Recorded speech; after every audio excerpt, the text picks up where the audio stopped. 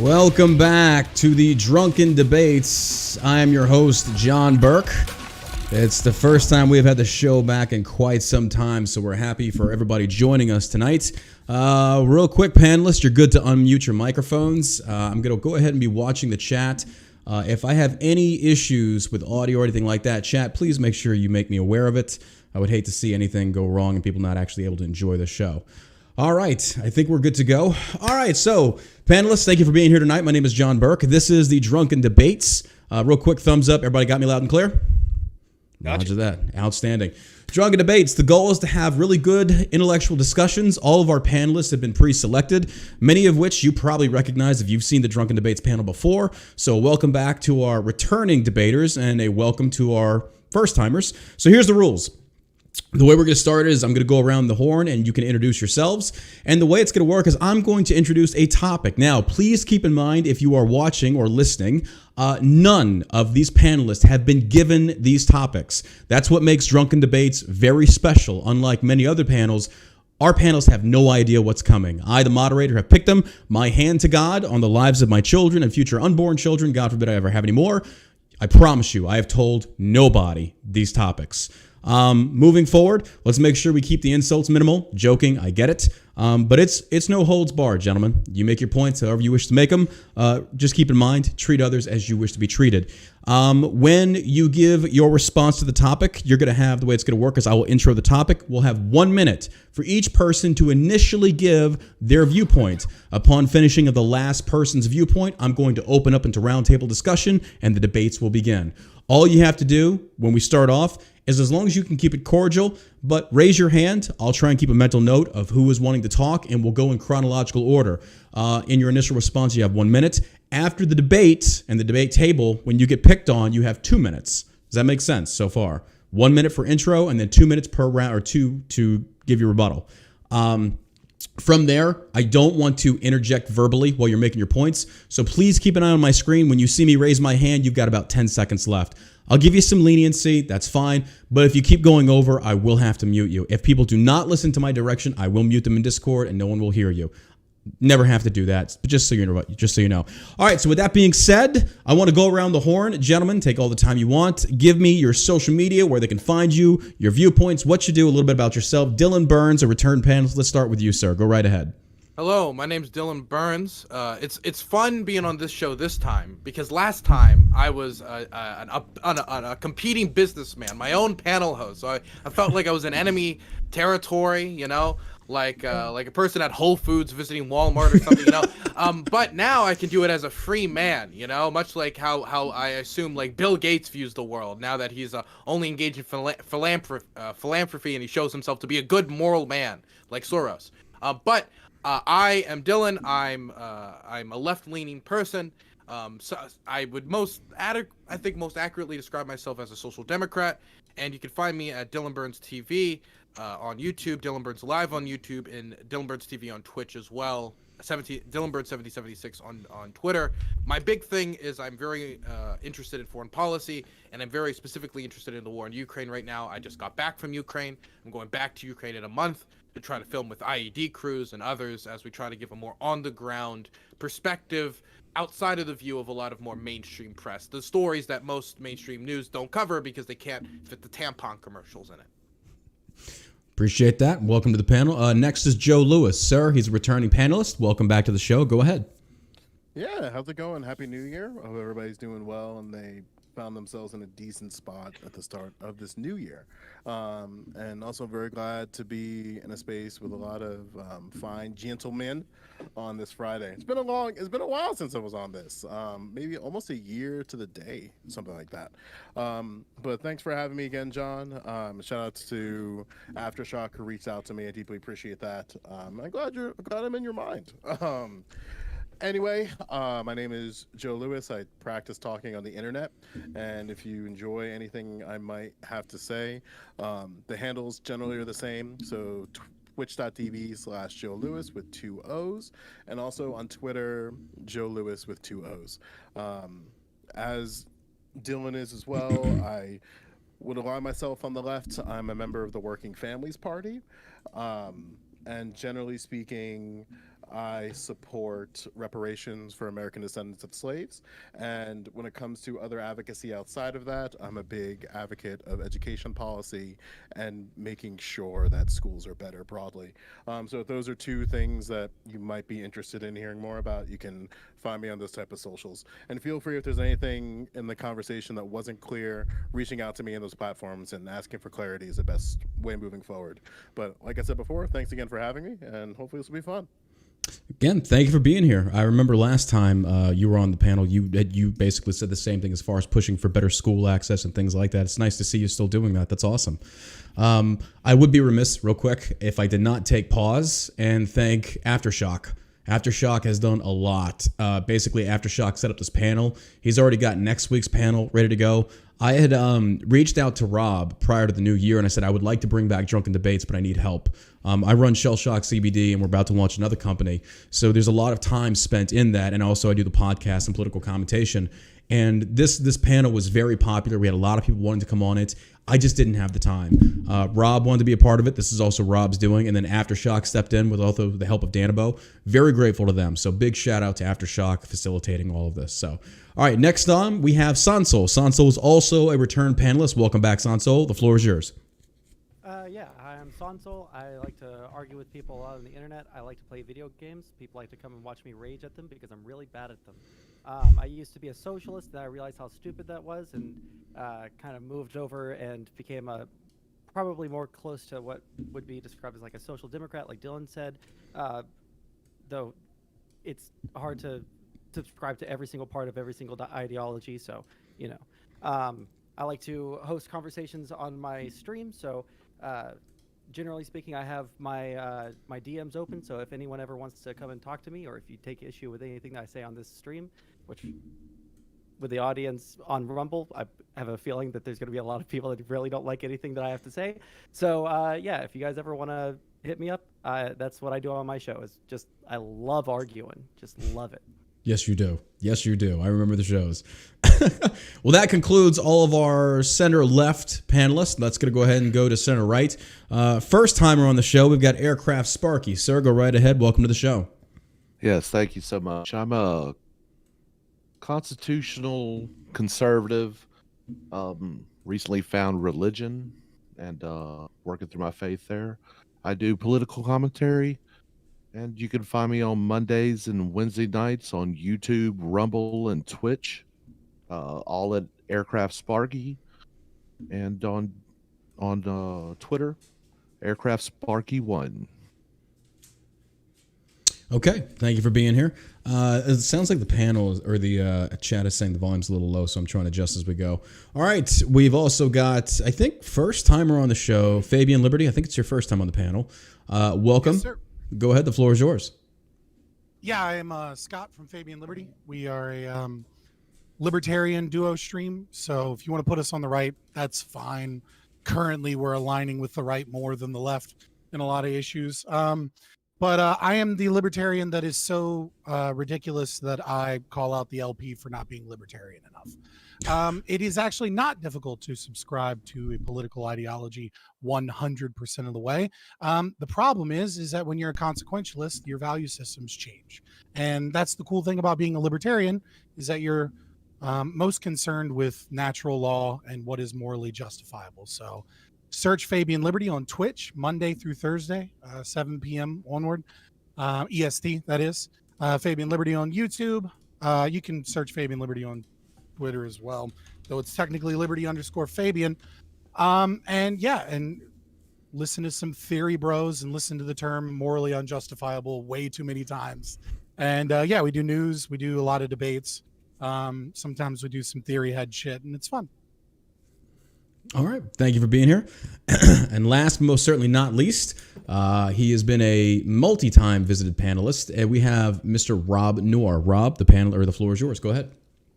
Thank you. I'm really honored to be part of this. I know me and John have talked behind the scenes, and for those of you that really like listening to John's show, don't worry. Every other week, he's going to be a participant in the show. So next week, hopefully I'll be taking over moderating duties and John will be crushing lefties on here instead of me. But, we try our best. No, it is really an honor, and I'm glad to be here with people that are game to talk about these things. Combines two things I love, drinking and debating, though I'm not so much of a drinker anymore now that I'm a new father. I think maybe a new father since the last time I've done this show. So I have a son that's almost 2 years old, so I'm really excited to be back here. And on a special day, I didn't know this until I went to Twitter today, but January 6th, a couple years ago, something crazy happened that was devastating to this country. Okay, Ron, easy. Before we get into the debate, let's just do intros, and then we'll go into it. I know. But apparently a guy named Vosh started a YouTube channel 4 years ago on January 6th. I think it's been devastating to this country. So, hopefully going forward, January 6th will be remembered as the return of Drunken Debates. And I'm honored, and I hope everyone else on this panel is, to be here for the first episode back. I consider myself a populist conservative. I'm going to be on the right on almost every issue. Appreciate you being here. So this is the maiden voyage of the relaunch of Drunken Debates. And what we're going to do is tonight we're going to set it up to where essentially we're going to vote every round. We should have about 4 rounds tonight, each round lasting roughly 30 minutes, depending on how the conversation goes. If the conversation is going great, I'm not going to end the round because, again, we just want more spirited debate and discussion. That's fine. But I want to figure out a way to vote. Aftershock is working on this for each round and then an overall winner. In the future, moving forward, I am highly considering that the winner of the debate gets a $500 cash prize. So we're going to see how that goes, but I also know that some people have larger audiences than others, and naturally they're going to vote in favor. So it's all about the honor system, and I just don't trust that because on social media there is no honor. So we're going to see, but here's the other thing, though. For all the panelists that appeared on tonight's show, when you get done with this, go to shellshockcbd.com and pick out a product of your choosing, not the dark matter, that is $250, and it's yours for free. Just for coming on the show tonight, we have Delta 8, Delta 9, CBD, you name it, we've got it. Dylan, we got stuff that's going to get you high as fuck. It's cheaper, it's better for you. We'll square you away there. So every one of the panelists, thank you for being here. That's my thank you to you. All right, folks, without further ado... is going to love you. I'm kind of high right now, I'm not going to lie. It's definitely going to my co-host. He's going to be like, perfect. yeah. Perfect. I'm slightly high right now, so Let's go. Here we go. The first topic of discussion. Now, if you need me to repeat this question when it comes time to you, I'm more than happy to. Now, don't forget, I'm going to intro the topic, and then I'm going to pick on the first person. You're going to have 1 minute to give your stance. We'll go around the horn, and then we'll open it up to free debate. Here we go. Topic 1. With Elon now taking Twitter and attempting to turn it into a more of a freedom of speech, and I use the term because that's what he said. I'm not saying it is or is not. That's just what he says. And as a self-proclaimed free speech absolutist-based platform, how do you see this going? And will this impact other platforms, seeing as how the Twitter files have shown government censorship is very real? Now, you don't have to agree with the statement. You can challenge the statement and say, this is what your thoughts are. It's just to give you a generalized idea of what to talk about. So, with that being said, we're going to open it up with the first round of discussions to our new panelists. We're going to start with Fabian. Fabian, initial response and where you stand on this. You've got 1 minute. Begin. Yeah, so I mean, I think it's certainly heading in a positive direction. I don't want to let, perfect be the enemy of the good. Personally, I don't really give a fuck about free speech. I think that free speech is a constraint upon the state that is designed to kind of give people the illusion that they have some checks or balances over their government. When really what I care about is, speech in terms of the private property owner and what they allow. I'm pleased to see that we have more of a public forum. I was skeptical at first, but I think Twitter files have shown that he's obviously at the very least trying to show some of the ways that, Donald Trump in 2018 signing CISA into existence kind of destroyed free speech on the internet in a certain degree, as well as, what has just been occurring. I think conservatives and libertarians have known for forever that there is no free speech online, especially for them. And it's nice to see the needle moving a little bit. And I'm interested to see what happens in the future. All right. Thank you, sir. Next, along the bottom of the panel, Sansol, we go over to you, sir. You've got 1 minute on the clock. Please go ahead. Yeah, I feel like there's a lot to criticize about Elon and his takeover of Twitter. It feels like he is just kind of running around like a chicken with its head cut off. But I don't think it's this world-ending horrible thing that a lot of the people on the left are talking about. You see people like crying and saying that like literally freedom of speech on the internet is dying because there's going to be way too many Nazis on Twitter or some shit like that. I think it's really interesting watching what the fallout from the purchase of Twitter. But other than that, I feel like it's not really that big of a deal. In terms of like the Twitter files, I tried to like read through them and find anything that seemed extremely consequential, but nothing seemed that like off to me outside of like things that we would expect. So yeah, that's basically my take. All right. We're going to move over to Rob Noor. Sir, you've got 1 minute. Go ahead. First off, no one's the free speech absolutist that's in the social media sphere, so Elon's going to block stuff. What he's talking about is, in theory, the fundamental idea that we shouldn't be blocking people for things like political ideology. And the reason this is so important is because every major institution in this country goes the same way. It is establishment. Right now, the face of the establishment is the Democratic Party. Make no mistake, though, there are establishment people in the Republican Party as well. And so when people flock to these social media companies, or because they want to have free speech and to talk amongst themselves, when you see through the Twitter files that the government, that these tech companies were colluding together to censor certain people, whether they be average conservatives, average people that are questioning the establishment, or high profile people, or censoring certain arguments surrounding things like COVID, surrounding things like the election and stuff like that, you could see the importance of outing this. The Twitter files are a bombshell because, yes, people like me knew all along this was happening, but people like most of the lefties on this panel will say it wasn't happening. Now they say, well, of course it was happening. It's no big deal. We need more of it. We need more free speech because their ideas are so bad they have to rely on censorship to get them passed. All right, that is your minute. We're going to move over to Joe Lewis. Sir, you have 1 minute. Oh, and I apologize real quick before I forget. We also do this for closing arguments, 1 minute rounds.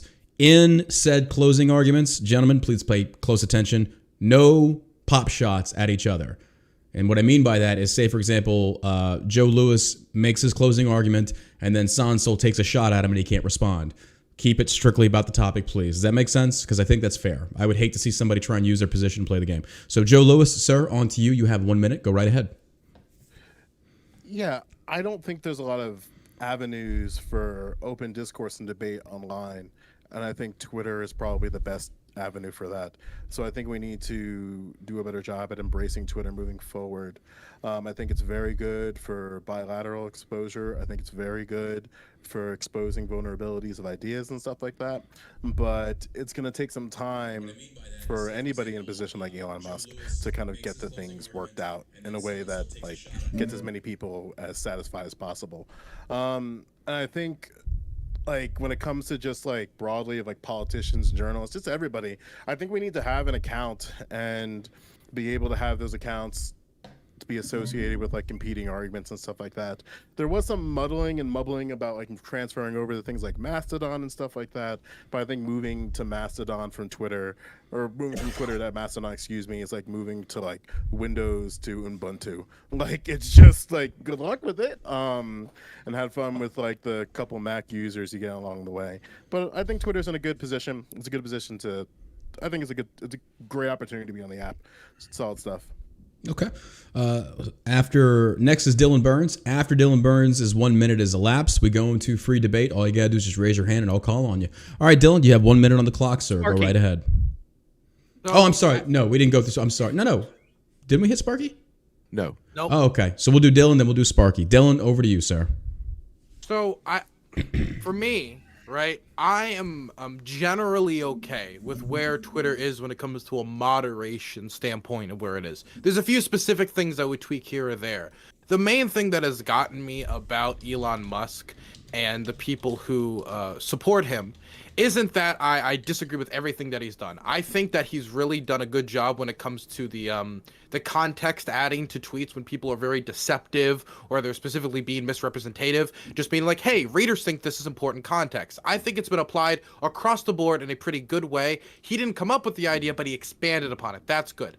my main issue, honestly, with Twitter right now is every other time I look in my Twitter DMs, it's a bot, and it's more than ever. More than ever. I don't know if this is something that's picked up since he's took over, but I'm getting job offers from random people in like Tahiti like every other day in my DMs, and it's gotten worse since he's taken over. I don't know if the more lax moderation policy has meant more bots were able to go onto the platform, but when it comes to bots also, Elon Musk not only hasn't done anything about this issue, but also he has used this issue to kind of as a scapegoat for a lot of times when hasn't gotten the adulation of the public. I have a lot of other things I want to say, but I'll just start with that. Okay, thank you very much. Aircraft, over to you. Sorry, I forgot about you. So once again, after Aircraft is finished with a statement, raise your hand. We go into open debates. If nobody raises their hands, we move on to the next topic. Okay? All right, Dylan, we keep losing your video for some reason. Aircraft. Today, sorry, man. You're good. Every time You're he good. takes a hit off of that. You get your computer high, bro. It's too much for the camera to take. All right, Aircraft Sparky, you've got 1 minute, sir. Over to you. Go right ahead. Well, I've been banned multiple times off of the Twitter platform, mostly for upsetting people because I say something somewhat upsetting, I guess. I got banned one time for making a cookie joke because a woman had a bunch of freckles on her face, and I compared her to a raisin oatmeal cookie, and got banned for that for hate speech. I think it's a little ridiculous. Look, the idea of free speech absolutism on social media platforms is not going to happen. People who run these platforms are going to apply their own idea of what is hate speech to it. I think Twitter is getting better overall, but I have seen a growth in bots. I think the talk about how bots are running rampant amongst social media platforms, it's something that needs to be talked about. It's something that needs to be addressed. But here's the deal. As long as these social media companies are getting stipends from the government is going to come in. The Twitter files have exposed exactly what's going on there. We have seen insane amounts of governmental intrusion with these social media platforms. These are now the propaganda wing of the government. And until we can get them out of social media, it's going to be a bloodbath throughout there. They're just going to go through and just anyone who's dissenting, they are going to end up getting rid of. Gentlemen, we've now entered into open debates. Continue. Go ahead. Fabian, Let's go. Fabian, go ahead. Yeah, so a couple of things I want to mention. In terms of Sansol, you were talking, and you weren't supporting this, but like some of the people freaking out. One of the things I think is interesting about this is that people have like first started paying attention to Elon Musk with the takeover of Twitter, even though like he was obviously a popular public figure before. This is kind of the first time people are like seeing how he behaves.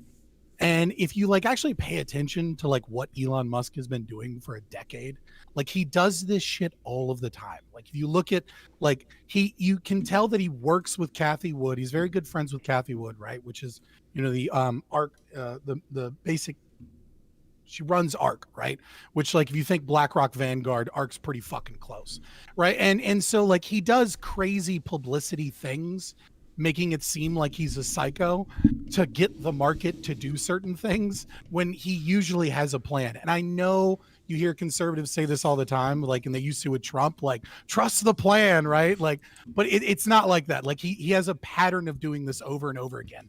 Like, this is why he got in trouble with the FCC being like, I think Tesla's undervalued, right? Because he didn't want it to crash randomly. So he intentionally caused a crash. Like he does this shit all the time. It's the same thing with the poll that he did where he was like, who's going to run? Like, should I step down? And then people were like, get in. We got to get rid of Elon Musk with this Twitter poll he promises to abide by. Sure. Like he was already planning on stepping down once he found someone. He just wanted people on Twitter to fucking freak the fuck out about it. I find it kind of hard to believe that like everything is like a 4D chess thing with Elon when there seems to be not so everything. Right. It seems Yeah, to be some of it I'm sure is missteps, so many missteps on his part. Like I don't think that he wasn't he forced to buy Twitter because of the fact that he said he was going to buy Twitter, and then there were all these talks, and then he tried to back out, but because like that. Like if you understand business, right?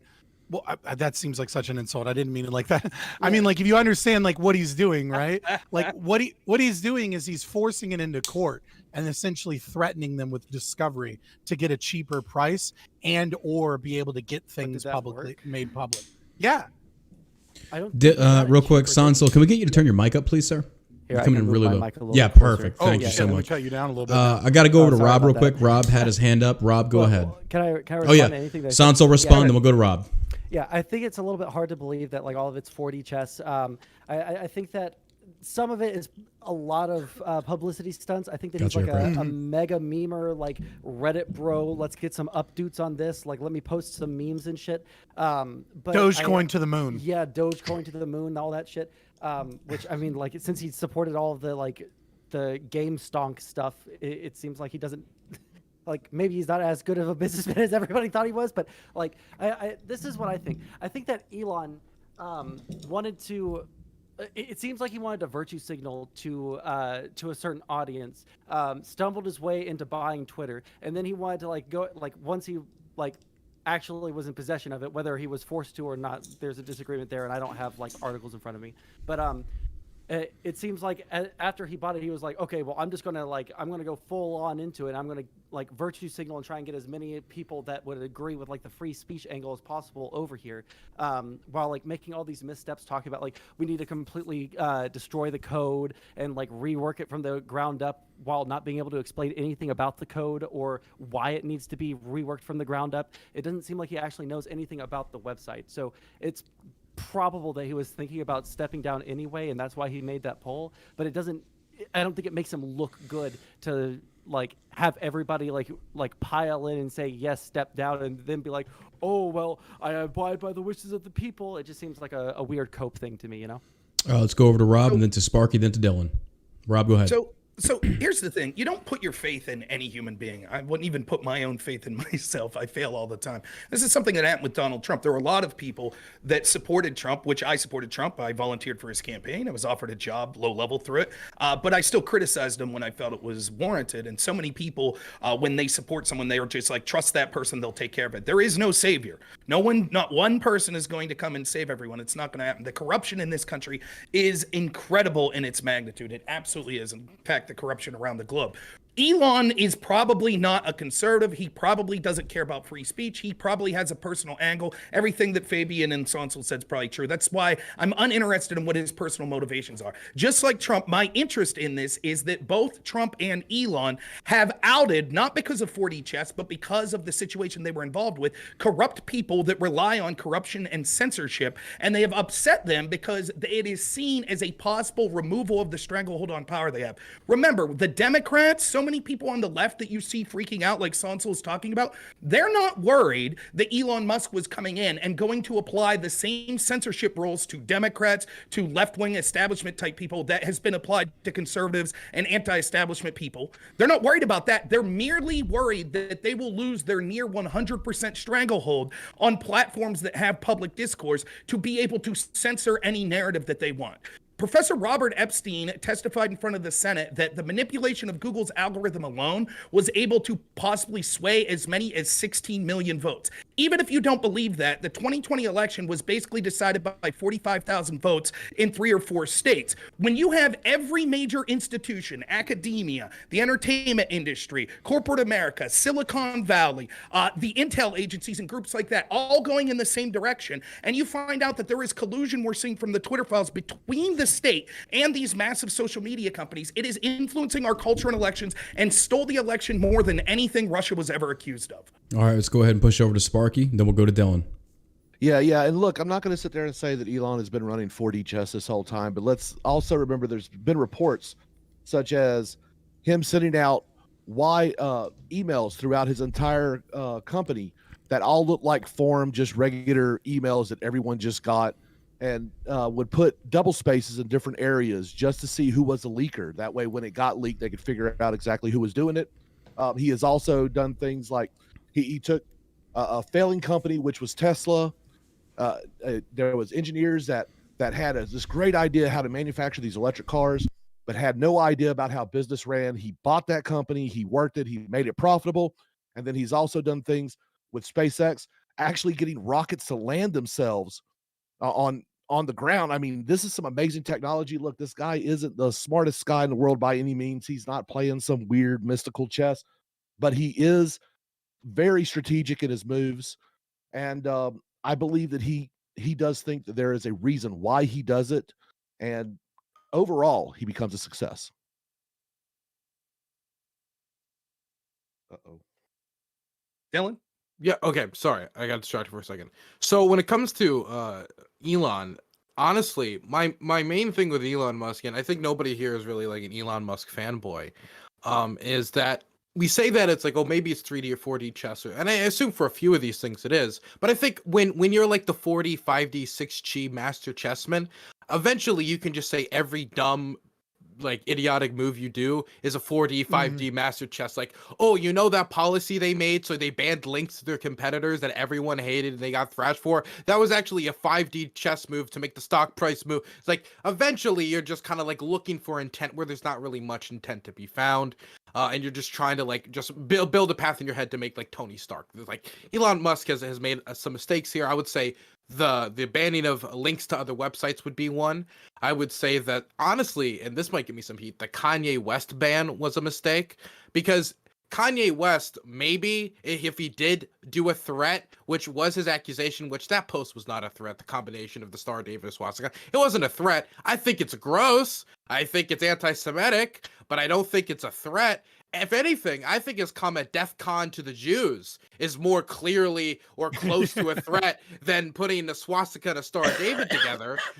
So I think honestly, if we're going to be holding him to this free speech standard that many people have said he's a free speech warrior, the Kanye West thing is something I would like to ask him about. Like, is it just a ban you did because Kanye was making your company look bad and your company was getting a lot of bad attention and people were worried about what type of crazy shit was going to go on Twitter once Elon let all the dogs loose and then this is what's happening? Was that it? What about the ban he did on denying historical events? Saying, for example, if you come out and you deny the Armenian genocide or deny the Holocaust, you will be banned on Twitter.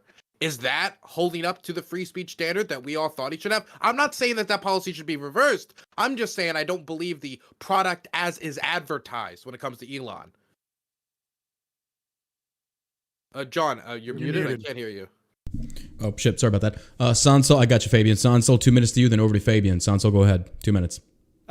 Sure. So I don't think that there's been any corruption that's been leaked by Twitter in any of these Twitter files. I've gone through Sparky. them, and I was Gotcha, about Rob. to ask Sparky if he had any, like, if he could, like, find me which one of the Twitter files, because I think there's like 13 or 14 of them at this point. Like, if you could like link me like which one shows that there's any kind of collusion between the governments and Twitter to like outright ban people, like that would be like really, really interesting to me, but it doesn't seem like that's the case. I remember seeing one where they sent a list of names and they said, hey, keep your eyes on this. We're not requesting any action, but you know, like they're doing like this, that, or the other. I have to interject real quick. The most recent Twitter file drop showed emails of Adam Schiff requesting over, I think it was 250 accounts to include journalists be banned. It was proven through the email. If that was the most recent, I could be wrong on that. I'm not saying this to make a point, but just to keep everybody aware. Yeah, go ahead. But maybe I'm thinking of a different one. Maybe there was one dropped. There's been a lot. I've been trying to like find a place where they're all like compiled in one place so I can read them all at once, but it's hard to track down which person dropped when, you know.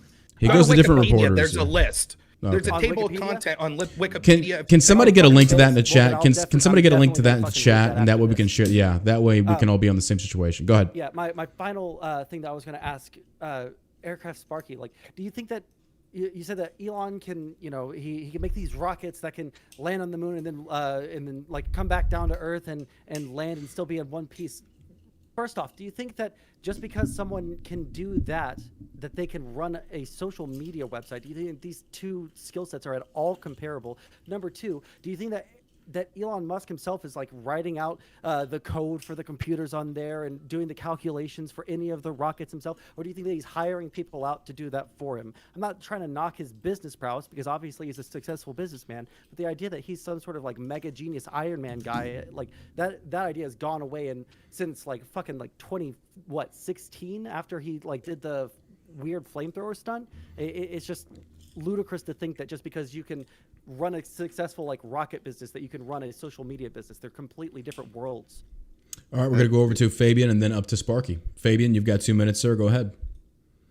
Yeah, so I think the big problem here is we're working off an assumption of what we mean by collusion, what we mean by coercion, and what we mean by free speech. And I think people are operating on different definitions here. So like when we're talking about free speech absolutism, right?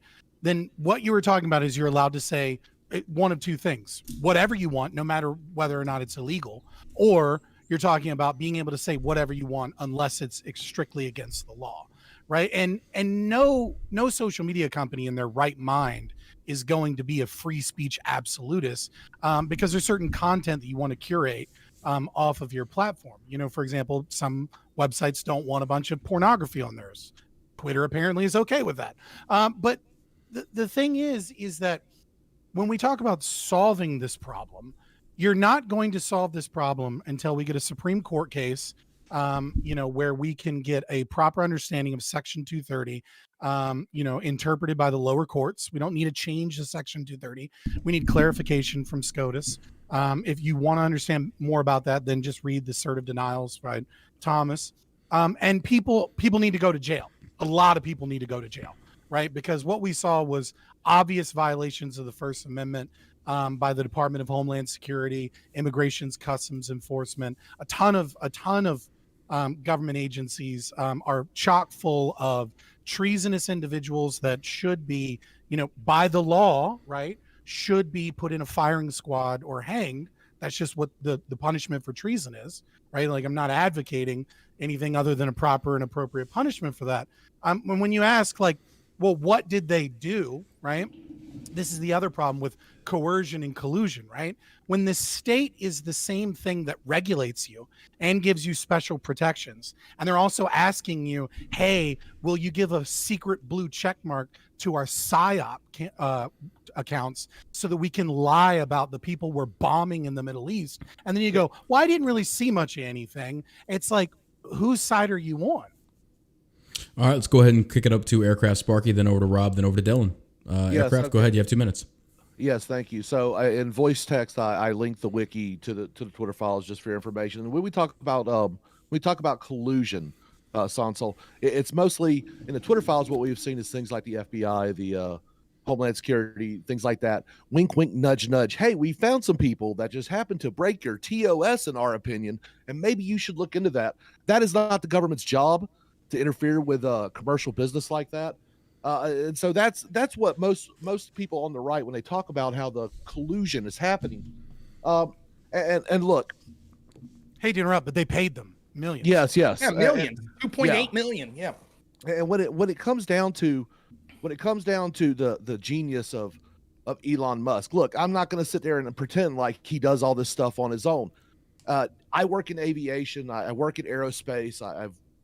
I've done it most of my adult life, and I'll tell you, in order to do something like land a rocket on a pad, the amount of forces working against that the entire time is insane. It's some ingenious stuff. It's things that aerospace engineers and stuff and rocket engineers have been working for decades.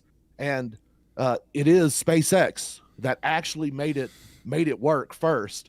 Was it Elon Musk by himself? Hell no. But he is smart enough to find people around him. And you're right, Sansol. Social media is different than running PayPal, than running Tesla, than running SpaceX. But the fact that he is able to operate this different types of companies and do so with decent success speaks to the versatility of this man. And this isn't trying to, pump him up for more than what he is. Can I just respond?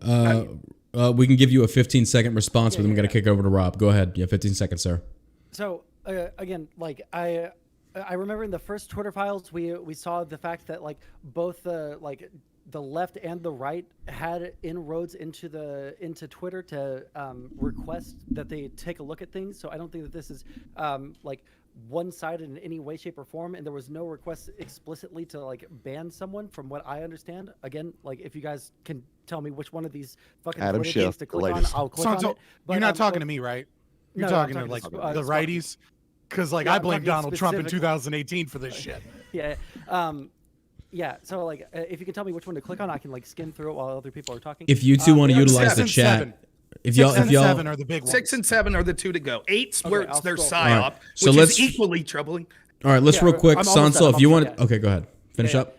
and also, like, yes, you're right. It does take a lot of work to get those to get the rockets to land, and you're right that it does take someone that has like business acumen to like hire the correct people. But like these are like huge corporations that are like he's not making all of the hiring decisions. Like I think that he's a really good businessman. He knows how to direct like the large like aspects of the business. But when it comes to like the social media aspect, I mean, I don't know off the top of my head, but I'm pretty sure if I look at Twitter's stock price, I don't think that that's doing pretty good. I know for a fact Tesla's stock price has plummeted since he's took over Twitter. I don't think that there's a lot of faith in him from his own investors after his takeover of Twitter because of his actions on Twitter and because of his like lack of ability to run it. Yeah, I'm done. All right, we're gonna hold on real quick. We John? gotta move on. I'm sorry, I gave him a response back. We gotta go to Rob, Dylan, then we can come back to you, Aircraft. Rob, you have 2 minutes. Go ahead, sir. Okay, so Aircraft, you did fine, except you said Sonsol's right about something. Brief advice: never say Sonsol's right about anything. But no, talking specifically about this, we could talk about the left sort of ignoring it, and not just the left, but people that want to defend the establishment ignoring this and saying it's not exactly coercive and stuff like that. At the same time that the FBI was giving these lists, and you could see Yoel Roth in File 7 talking about he feels incredibly pressured because they kept asking Twitter to do internal investigations about Russian interference and things like that. And Twitter kept saying, we don't see a lot of Russian bots, we don't see this. And they felt uncomfortable that the FBI kept pressing them until eventually BuzzFeed and a bunch of places wrote articles that was like, why is it that Twitter's allowing this activity? And eventually they felt pressured to say, okay, maybe there is Russian influence and things like that. In addition to that, you saw Democrats routinely coming in front of Capitol Hill saying that we need to regulate these companies more for disinformation.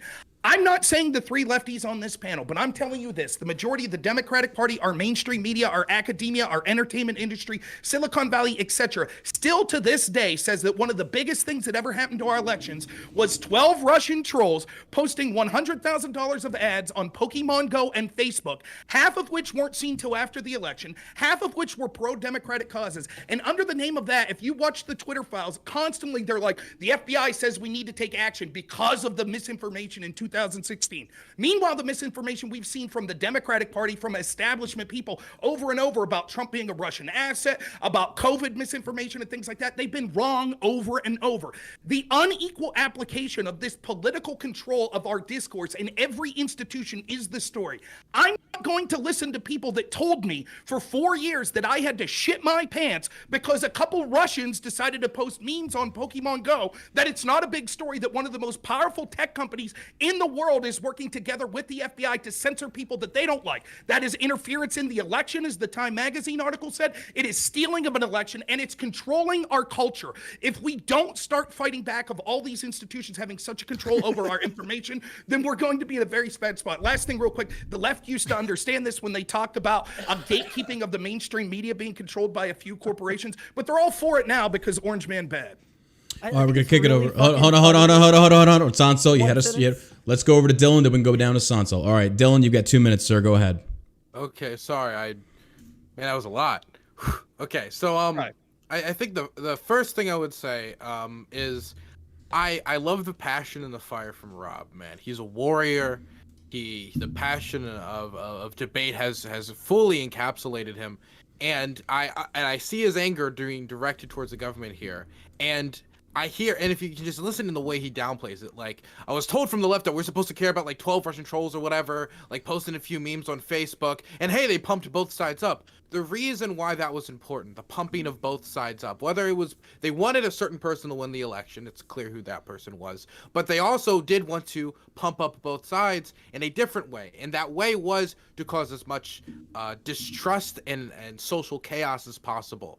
In the Russian military academy, there was this book taught by Alexander Dugin. People will ship posts about Alexander Dugin. He has a lot more influence than he does. He doesn't really have that much tremendous influence. But one thing he does have influences is the book Foundation for Geopolitics. And in that book, it argues that it would be most beneficial for the Russian state in the United States, cause as much social chaos, Gotcha, Sparky. racial conflict, as much social chaos as physically possible. Hopefully to start a civil war, a race war, or something along those lines. That book is taught in every respected Russian university to their military academies, to their officer corps. Their officer corps, what does exist of their officer corps, has to read that book.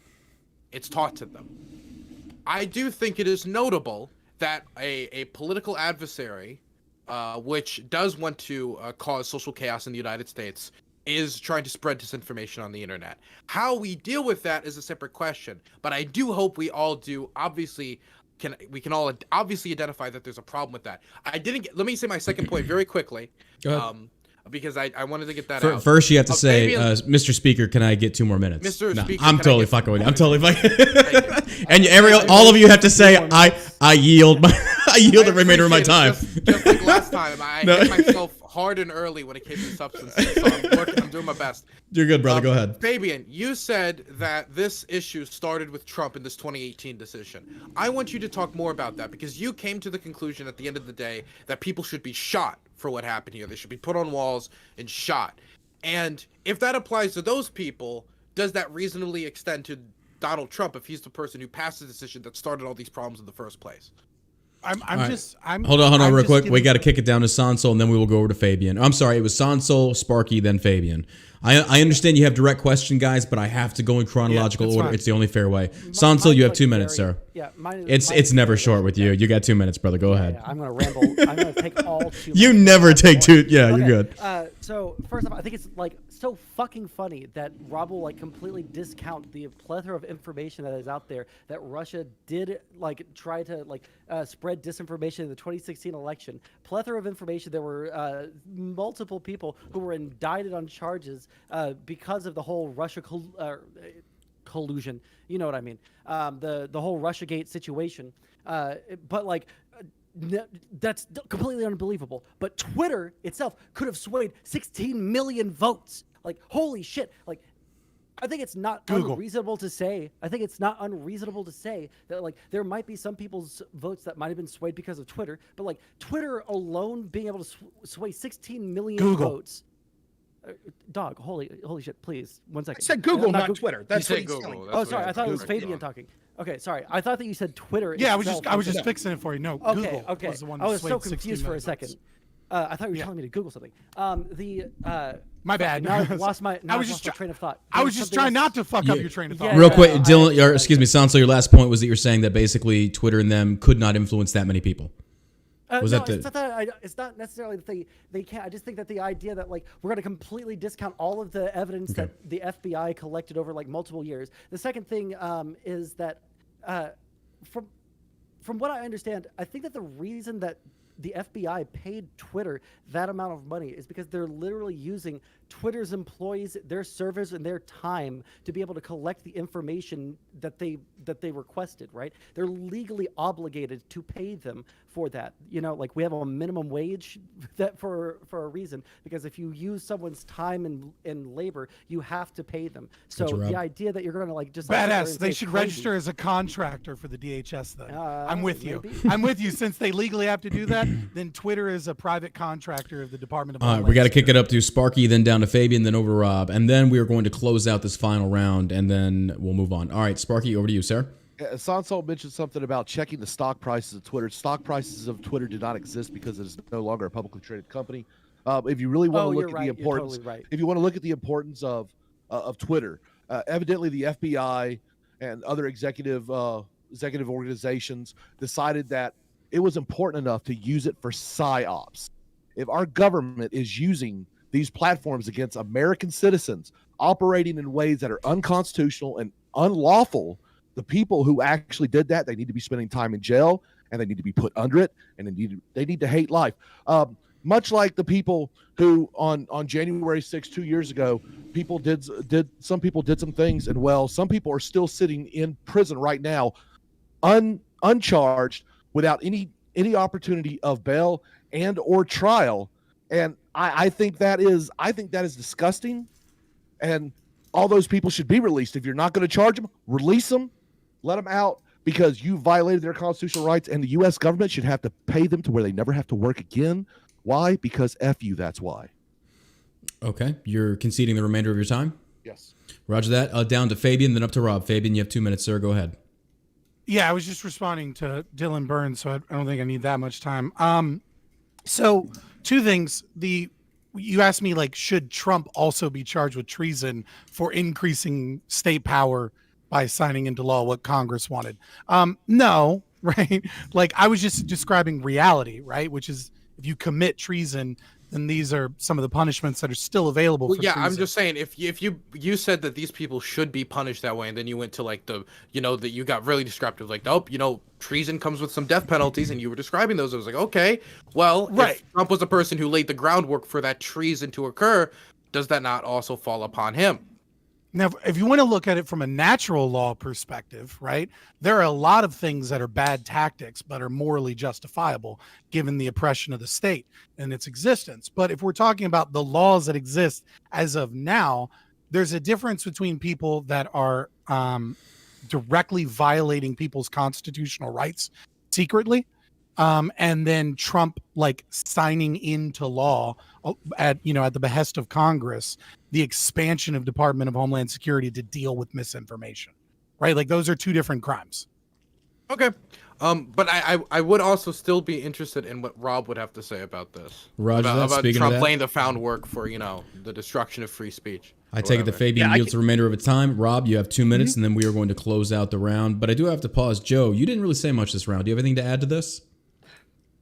No, Okay, unfortunately, you don't have to. You don't have to. I don't ever want to pressure anybody. If you and panelists, just so you know, if you don't know a lot about a topic, I am not going to pressure or demand. Like, that's fine. If you don't know a lot, lies. That's the whole You just pressured him. You were like, "What do you got to say, Joe?" Well, I just want to make sure that I'm not missing any signs here, because I've been watching various different social. And by the way, if anybody in the audience wants to tweet out a question for the panelists at the end of the stream, you can tweet me out at John Burke Rants and hashtag it Drunken Debates. You can ask the panel anything.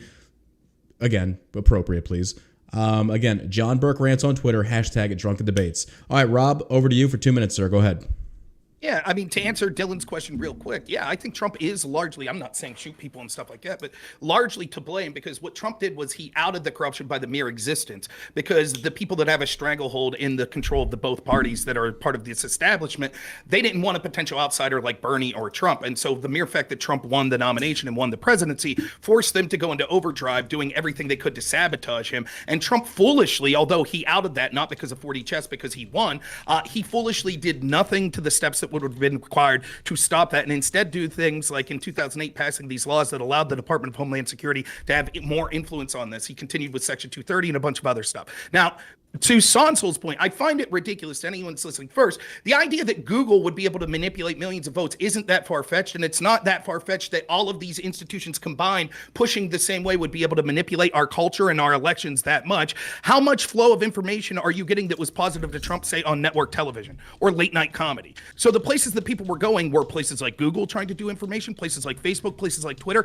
and when all of those institutions are going in the same direction, it's no surprise that that's able to influence our culture and ideas. Now, you ignore the Twitter files and the obvious how that would influence elections, and the FBI putting their thumb on the scale would be able to influence more than any foreign country. And Dylan also talks about the importance of Russia. Again, what we're talking about here is 12 Russians that were initially charged for $100,000 worth of ad buys on Facebook and Pokemon Go. Any of you all change your vote because you saw Russian misinformation in 2016 when there was $1 billion being spent in the election?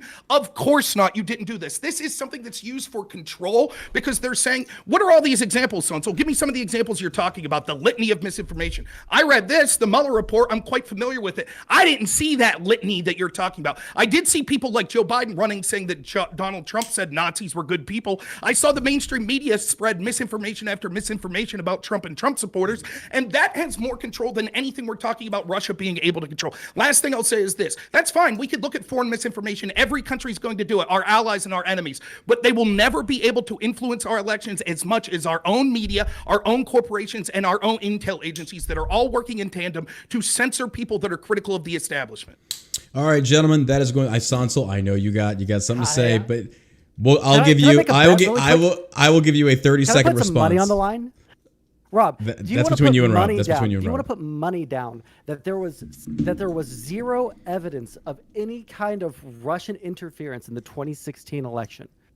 No, my point was you said there was a litany of it. I said if it was so severe, give me examples. Of course, Russia interfered. So did North we Korea. didn't So get did the the topics UK. before the so panel, did so I don't Spain, have, like, so a did Canada. document So did ready. Mexico. No, what I'm saying is interference from all these countries exists. Of course, all our enemies and allies. My point is that it's massively overblown in an election where our own media, our own intel agencies, our own institutions are putting their thumb on the scale. What a country like Russia is able to do. By the way, those 12 Russians that people talked about being arrested, charges were dropped against them because the judge said there was zero proof. They were operating at the behest of the Russian government. They just happened to be Russian that, people. Like, Mexico was like doing some sort of like targeted like campaign to try and influence our election in the same way that Russia was? No, I know two countries are doing it in the same way. So there was no targeted campaign by the Mexican government to try and influence our election for their I'm for sure their purposes. that the I walked there and I politicians said, in Mexico wow, was these using guys aren't even their arguing about state China. social media And accounts. Sure, but you to don't push have for the any kind of candidates that evidence. they You're just wanted. kind of pulling out fucking countries' names out of No. your ass. Oh, so No, like I'm not. so oh, Okay, then okay, give me so the you examples. do Tell me with the Russian. Tell me the targeted Russian influence. Go ahead. Wait, hold on.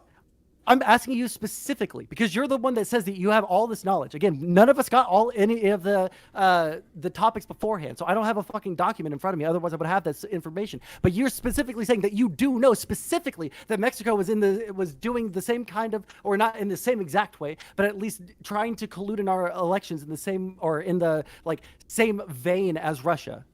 I'm saying it makes sense that every country has one individuals within that country that want to Okay, see so the you have no position of the evidence, leader. and you're just, Right, like, real pulling it quick, out of your ass. and Okay, neither cool. do you. If I was making the claim that I didn't my care about the Twitter files and the FBI collusion with social media to censor people because Russia, I think I damn well have some proof of what that The interference Mexicans was. literally No, hacked into our border wall, and now they opened it up, and that's where all those fucking Mexican migrants All are right, coming from. all right, gentlemen, Oh, gentlemen, come just on. ceasefire. The round is over. We're going to go into 1 minute closing statements. As I said before, no pop shots at each other. If you do, your next exit will be you won't get one. All right. So, gentlemen, you've got 1 minute on the board to basically, if you change your mind, you can vocalize that, or if you're still believing the same, that's fine too. You got 1 minute. We're gonna go ahead and start with Joe. Do you even need one?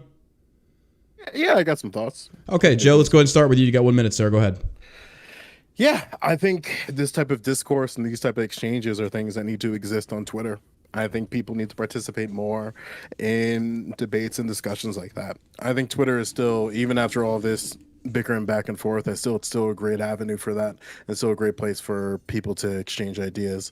My only concern, though, I mean, there was some conversation about free speech absolutism and like absolute free speech, and like I think everybody articulated pretty well that like, yeah, we don't really want that. Like in a world where that would exist, you would see like Juul ads being advertised on Disney Plus, and then people on Twitter like basically advocating for the death or violence of others just left and right with impunity.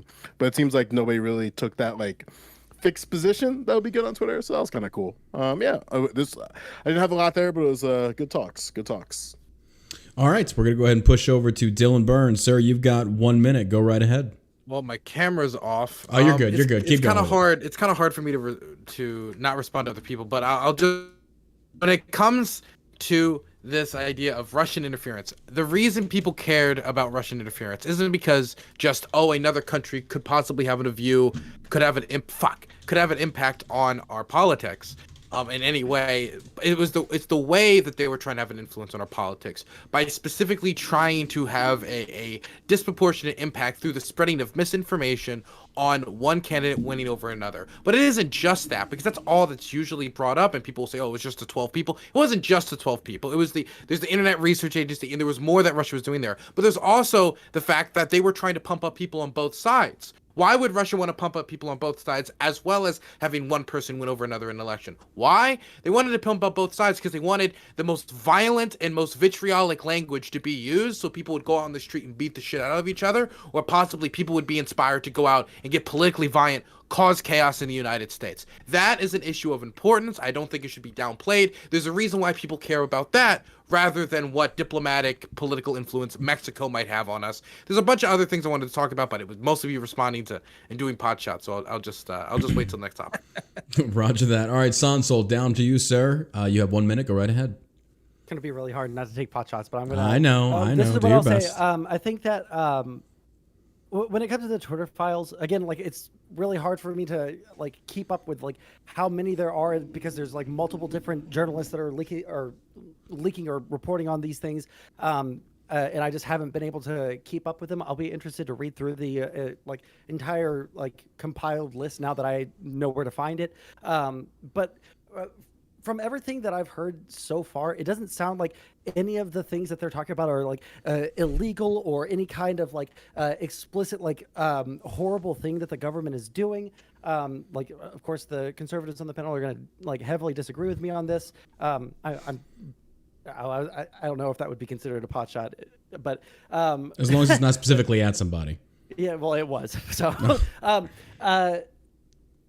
yeah, I think that like ultimately, I don't think that like the Twitter files, like the ones that I've seen, and I've seen like the most consequential, according to people, like linked to me in my stream chat while I'm talking to people, and like when I read them, the actual like screen cap versus what the person's saying about what the screen cap says, they say two very different things. So I guess like I'm going to be very interested to actually read through the full thing and see what they say. But I find it hard to believe that psyops are happening on the American people in the way that they're being represented here. I'm being told that it's actually just like lobbying and it's legal and registered and it's not like psyops, but I'll just have to see. All right. Aircraft Sparky, over to you, sir. You got 1 minute. Go ahead. Look, when it comes to Elon and the genius he is or whatever, honestly, I don't think any of us really care about that. The idea that everyone should be upset about Russia interfering with our election, look inwards. Hate to break it to you, no one interferes with our elections or anyone else's elections more than the United States government. Three of us on this panel, to include our wonderful host, have been part of that arm of the United States government, the enforcement arm. And look, I don't really care if Russia interferes with our election. I'm kind of big on free speech in that deal. I don't like it, but if it was that big of a deal, the warmongers over in D.C. would have been calling for blood. They would have been calling for war. We interfere with other countries' elections all the time. It's kind of what America does. That is actually, that's what the Twitter files have exposed more than anything. Is the true enemy of the people happens to be the United States federal government. Thank you so much. God damn, that got me hard. Wait, real quick. I know you were in the military. Who else is in the military? Dog, I gave vaccines and blood draws. Like, relax. Oh shit, Fabi, I didn't know you were in. What branch? I was a 68 whiskey in the Army. No shit. How long ago? And I was Air Force and Army. Nobody cares about the Air Force. We're talking Army. Exactly. No, I'm fucking with it. Well, that's awesome. I got out in 2015. I went in for college money, and that's exactly what I got. There you go. Nice. Okay. I'm no fucking hero, boys. We'll go ahead and kick it down to Fabian, then up to Rob. So, Fabian, you've got 1 minute. Closing arguments. Go ahead, sir. Yeah, I'm going to close with a really, really hot take. 9/11 happened. Okay? 9/11 happened. Yeah. And you know what happened? The Patriot Act. Conservatives and a bunch of Democrats, too, right, gave us the Patriot Act. You know, the same Patriot Act that's being used to put signifiers on parents that do too much protesting at school events because of, queer theory and things like that in schools, right? And so, yeah, some Russian misinformation and buying of ads happened. And just like 9/11, right, they use that as an impetus to gain more power, more control, censor your speech more, right? There's a big difference between the Russians buying ads and having bots trying to stoke the flames and Google conveniently deciding that, like, after Kamala Harris gets taken down by Tulsi Gabbard, that we have to make sure that no one can reach her website that night and we have to kill her campaign overnight, right? Like, one of them is really big. Shadow banning is huge. The other, not so much. So Dylan is right. Absolutely right, right? It's what we do. And so what we need to do is we need to put a lot of these people that committed treason in jail, and we need proper enforcement of Section 230 in the lower courts so that these companies can be sued when they violate their own TOS and they violate their contracts. All right, final. Rob, you've got 1 minute for closing arguments, sir. Go right ahead. Reason that so many in the left, the Democratic Party and their media are ignoring the Twitter files is because it proves exactly what people like me have been saying, and they kept calling conspiracy theories, that the federal government was working in collusion with these tech companies in order to put their thumb on the scale to affect our culture and affect our elections. Now that we find out that it's happening, people in these groups are either ignoring it or they're saying, oh, this isn't news. We knew it all along. This is the play they always make. Call you a conspiracy theorist, then they say, oh, we knew it was happening. It's not a big deal. It is true that there's a lot of information coming out. That should be even more shocking. It should be shocking to every person here, left, right, or anywhere in between, that our federal government is spreading its own disinformation. It is controlling people's First Amendment rights. It's incentivizing by giving money to these companies and then having the Democrats in Congress threaten them if they don't comply in order to control narratives to make sure that the same establishment people maintain power. It is true that all countries, including Russia, interfere in our elections. That is something that's worth looking at, but they're blowing it out of proportion, like they're blowing January 6th out of proportion, and like Fabian said earlier with the Patriot Act and things like that. They use this as a perpetual excuse to censor ideas they don't like, even ideas such as benign as we shouldn't lock down kids over COVID because all science says we shouldn't. Those are being deleted because of the auspices of we have to stop disinformation, like in 2016. The election was stolen by these people in these institutions, all working in tandem with our institutions such as the FBI and other, the Department of Homeland Security. Fortified. It Oh, I'm wasn't sorry, stolen. yeah. The All right. Shadowy cabal. All right, gentlemen. All right, gentlemen. That Fortified. concludes the first round of Drunken Debates. Congratulations, everybody has survived it so far. Cheers to you. If you choose to drink, if you choose not to, completely up to you. What we're going to do now is we're going to take a real quick 3-minute break for you to use a restroom, refresh your drink, whatever you got to do. And while you, and that begins now. So while I have the rest of the audience's attention, while our panelists go and relieve themselves and refreshing their wine coolers and such, I'd like to turn you on to this sponsorship of this podcast, of this Drunken Debates, is shellshockcbd.com. We have Delta 8. You like getting high? Dylan Burns is up there puffing away. He likes getting high. I'm kind of high right now. We've got the Delta 8 gummies. These are banned in roughly 17 states, but as a result, we have the Delta 9 gummies, which are not. Yes, these will get you high. They also come with a money-back guarantee. Let's get some music going. There we go. These come with a money-back guarantee. We have amazing products. This is developed by yours truly, formulated by yours truly. 15 milligrams of CBD and 5 milligrams of melatonin to help you sleep. These are THC-free. You will not pop on a drug test. We have hundreds of amazing reviews on this. These are called, again, the Rack Out Gummies. We also sponsor many different podcasts, from Gavin McGinnis to Tim Pool. It is shellshockcbd.com, the fastest growing, largest veteran-owned brand of CBD in the nation. This is true. Again, we have things for sleep. We have things for anxiety. We have our CBD-O. We have our teas. We even have a CBD beard balm. Yes, CBD is great for skin. We also have our tattoo creams that just came out. We're excited for that. That's in the topicals. Just go up to the shop, head on down to CBD, for example, CBD topicals. Click on that. You've got the tattoo balm, $20. This is CBD infused. You've got the THC-free relaxation bundle or the THC relaxation bundle. It's really up to you. Yes, these will get you stoned. Yes, you will fail a drug test. Please keep that in mind. So again, go check it out. Roll on, roll out. It is a menthol CBD blend. Also a topical thunder. Same, but it's a salve. You can check those out, and many, many more wonderful products. So again, that is shellshockcbd.com. We appreciate your love and support. And lastly, but most certainly not least, if you enjoy the show, please donate at our locals. This podcast is done on the Rumble page, which also owns locals. It's basically the Twitch version of being able to subscribe to a podcast. We appreciate your love and support there. Without your donations, we could do this, but I'd rather get paid for it, because you know what? We're providing you some great quality entertainment. And like I said, all of our panelists are going to get free Shell Shock products upon completion of the debates. So again, we thank you for tuning in. And again, tweet us out at John Burke Rants, # Drunken Debates for any questions you have for the panelists. All right, panelists, are we all back? Missing Joe Lewis. So while we're waiting, I've got some questions that have been tweeted out. This is going to be open forum. This is not part of the debate. Thank you, baby. First question we've got is essentially, who should be the Speaker of the House and why? Let's start with that one. It's open to anybody. I'm actually super curious to hear from the conservatives on this, because I have no idea what the Republicans are going to do with the shit show that's been going on in the House. I mean, I wouldn't say that it's really a shit show. This is what democracy actually looks like. It's not a hive mind, a cult following one thing. Sparky, Hey, that's coke. no, you don't have to. ineffective. You don't have to Sparky. like it. Ineffective Sparky. One of politics. us. One of us. I get it. I get it, man. Okay.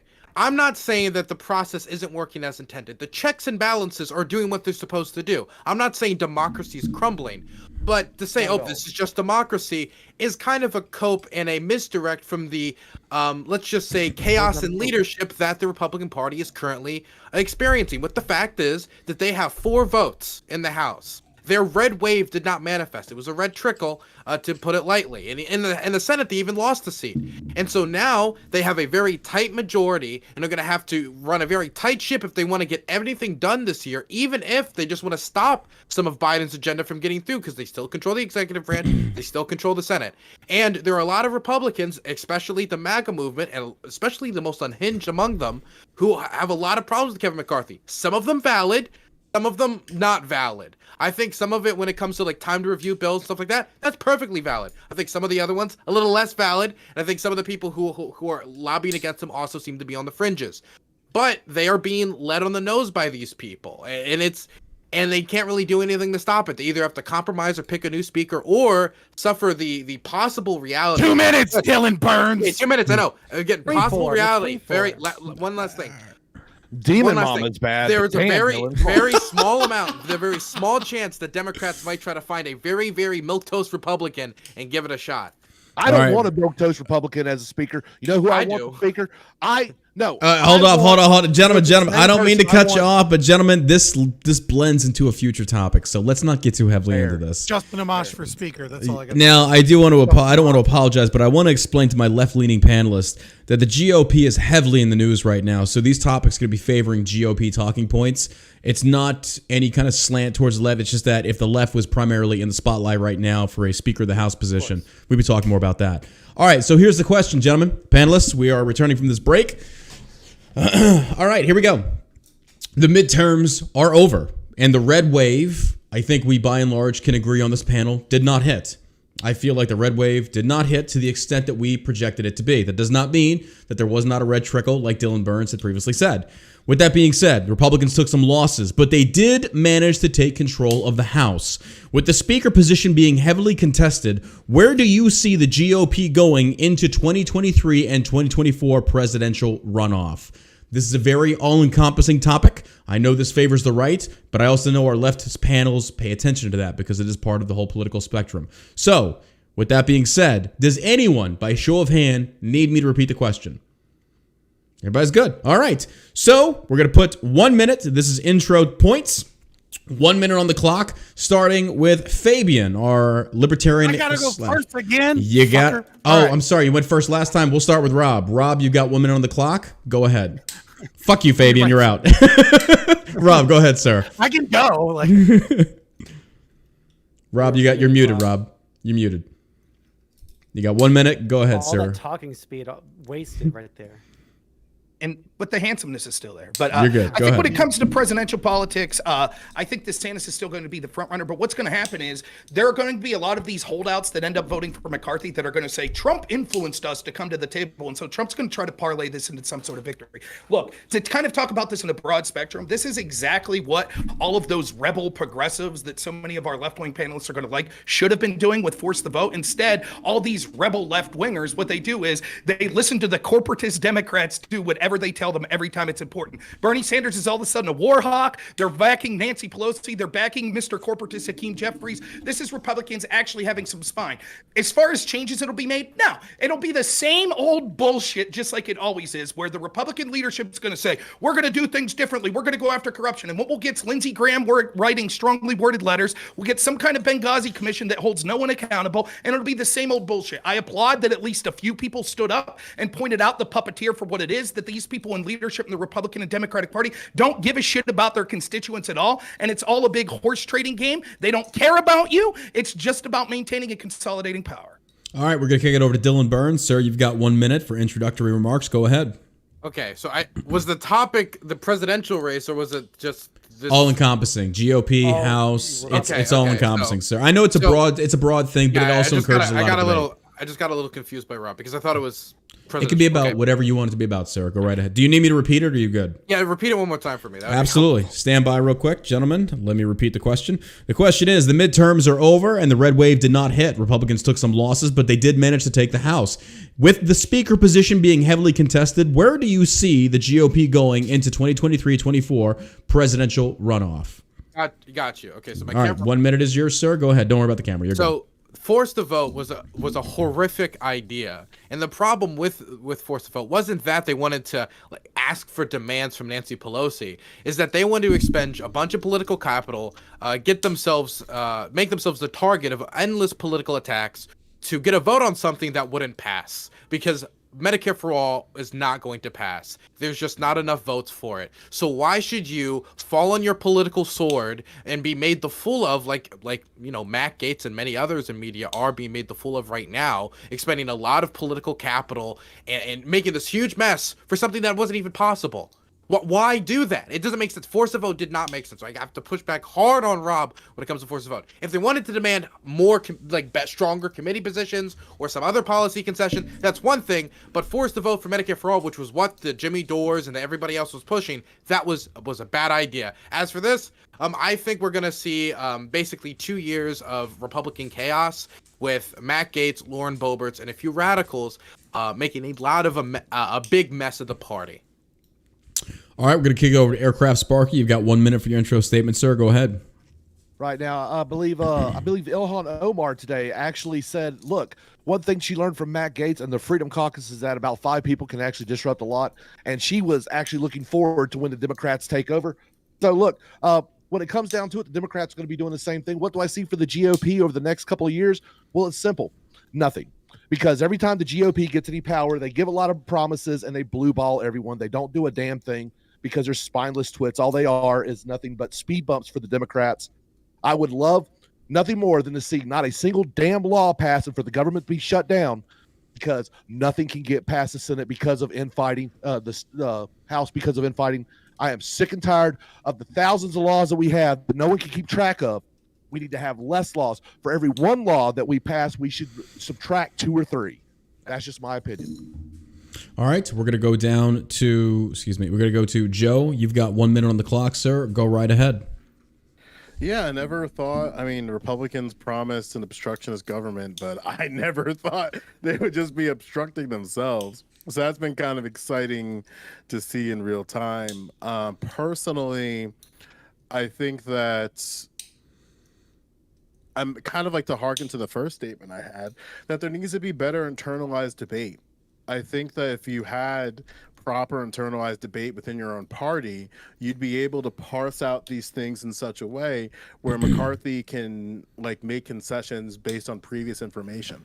That's not to say he doesn't have information about what candidates advocate for, but there's definitely seems to be a gap in information and stuff.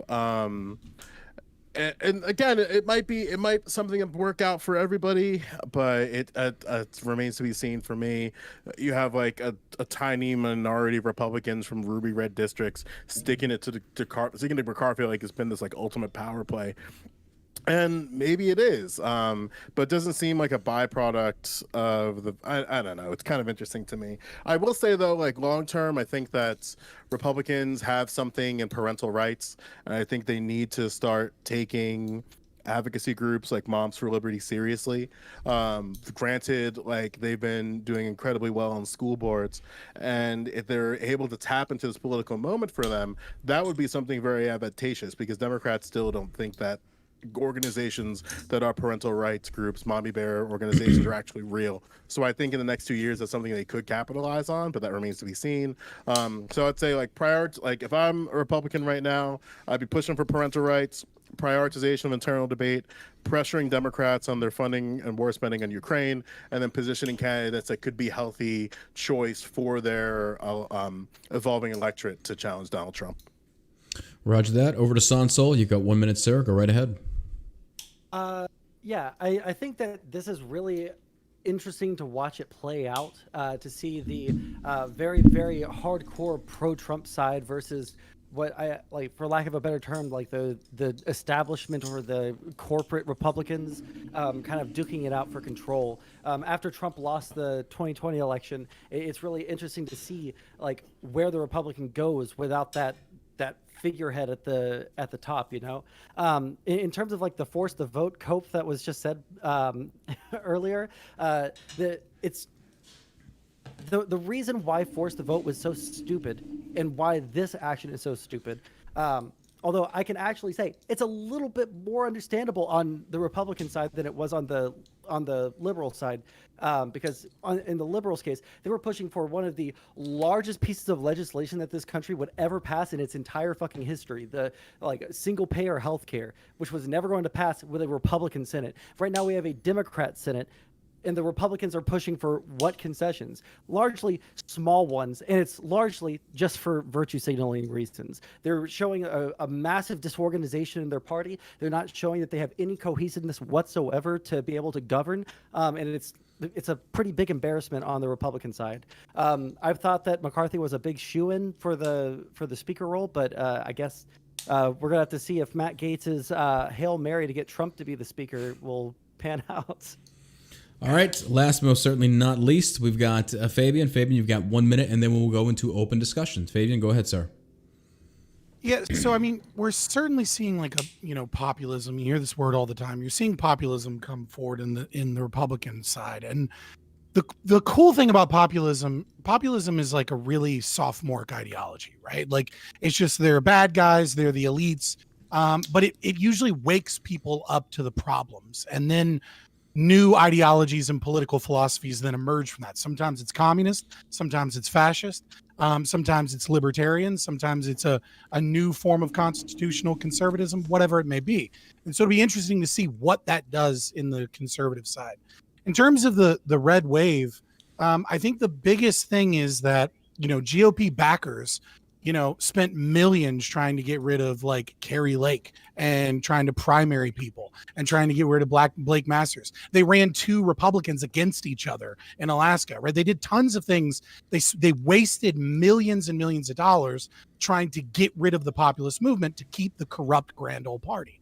And so that's why you have a red trickle for the most part. The second reason is that Gen Z is culturally Marxist. It just is. Like the new generation coming up is full of Marxists. Right, like even if they're not full blown, like you know, hammer and sickle, their philosophy, their worldview, the way that they approach things is a dialectic. And gentlemen, I think we've that entered into open debates. 2 reasons. Oh, sorry. No. You keep going. I'm just saying that now, if you put your hand up, you can talk. Yeah. So I just want to say Joe Lewis is absolutely right that if the Republicans want to do anything, and if DeSantis wants to have any success moving forward, they have to focus on both the 40-year plan and the immediate plan, which is understanding that social emotional learning that's in 33% of elementary schools, and that, you know, critical theory and critical pedagogy has completely taken over the education system, and getting behind mama bear movements like Moms for Liberty and Lisa Logan and things like that. And DeSantis in the way that he did, you know, HB 1557. And even though it's stupid, in my opinion, from an optics position, great, like putting Christopher Rufo in charge of shit, right? Like pushing back against the education system is the way to go. Not fucking arguing about abortion. Like you got your Supreme Court win. You should have shut the fuck up before the midterms, but you dumbasses wanted to push immediately because you're the Lindsey GOP. Graham wanted, Lindsey Graham wanted from to South Grand Old Carolina. Party. Hold on real quick. Joe's got his hand up. Gentlemen, don't forget hands up. I got Joe, I got Dylan, I got Sparky. Go ahead, Joe, and then Rob. Gotcha. Well, that's the thing, Fabian, because respectfully, you're actually incorrect. It's closer to 50% of public schools have some level of SEL in their educational environments. So it's like 60 some odd percent of principals reporting it, 50% of teachers reporting it. I think that I apologize. I was using Second Steps number, just that one. Sure, company. yeah, Second Steps. Like I apologize. I think the 30s within like their I don't know. It's all weird. The reporting's kind of strange, but it's whatever. It's cool. To respond directly, sorry about that. It's that I think that they reveal something that Republicans have always been good at, which is actual grassroots politic. and reaching important parts of their electorate at where they're at. That can lead to them having very strong electorates. Like evangelical Christian women is an electorate that they don't have to worry about. Shout out to Concerned Women for America. Moms for Liberty is trying to be a captured electorate. They have a diversity problem that they're going to have to sort of figure out, or just ignore them like they usually do. So maybe it doesn't matter because may have a political power and enough parents with influence in spaces that matter. But you can't run into the trap like what happened in Virginia, where Glenn Youngkin sided with parents, but in the end he knew he couldn't do as much as he promised, and he got called out for his bullshit. And I think that parents especially in movements like Concerned Women for America, like Moms for Liberty, are able to hold their politicians accountable, and that's not something I think Democrats have been able to crack into quite yet.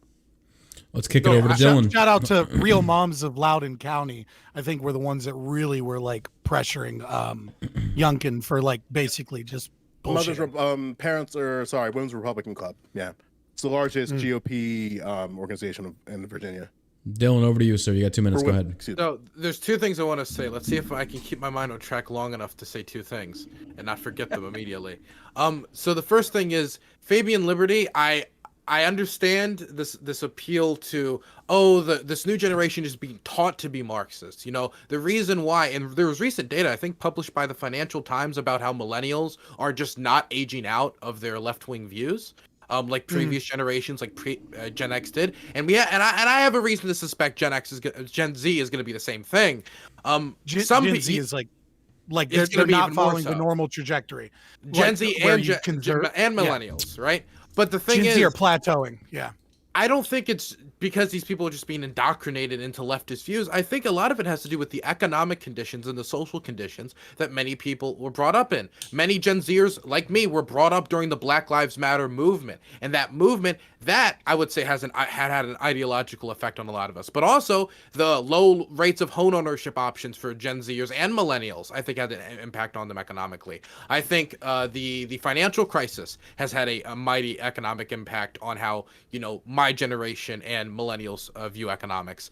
I think that large amounts of college debt, that's a big motivator for people our age. We can't just amount it all to these kids are just being taught wrong. If they just listen to our arguments, if they just listen to our arguments, they would jump with us. I'm just saying. I'm not doing a univariate analysis. I'm just saying I would never say that it's just what's being taught in school. I don't think anybody in anybody's communities knows what Unitarian. What was that? You got to run that back. I said univariate, like one variable. I don't think anybody in any chat knows what Fabian. that means. So I just want to ask you, not even Dylan.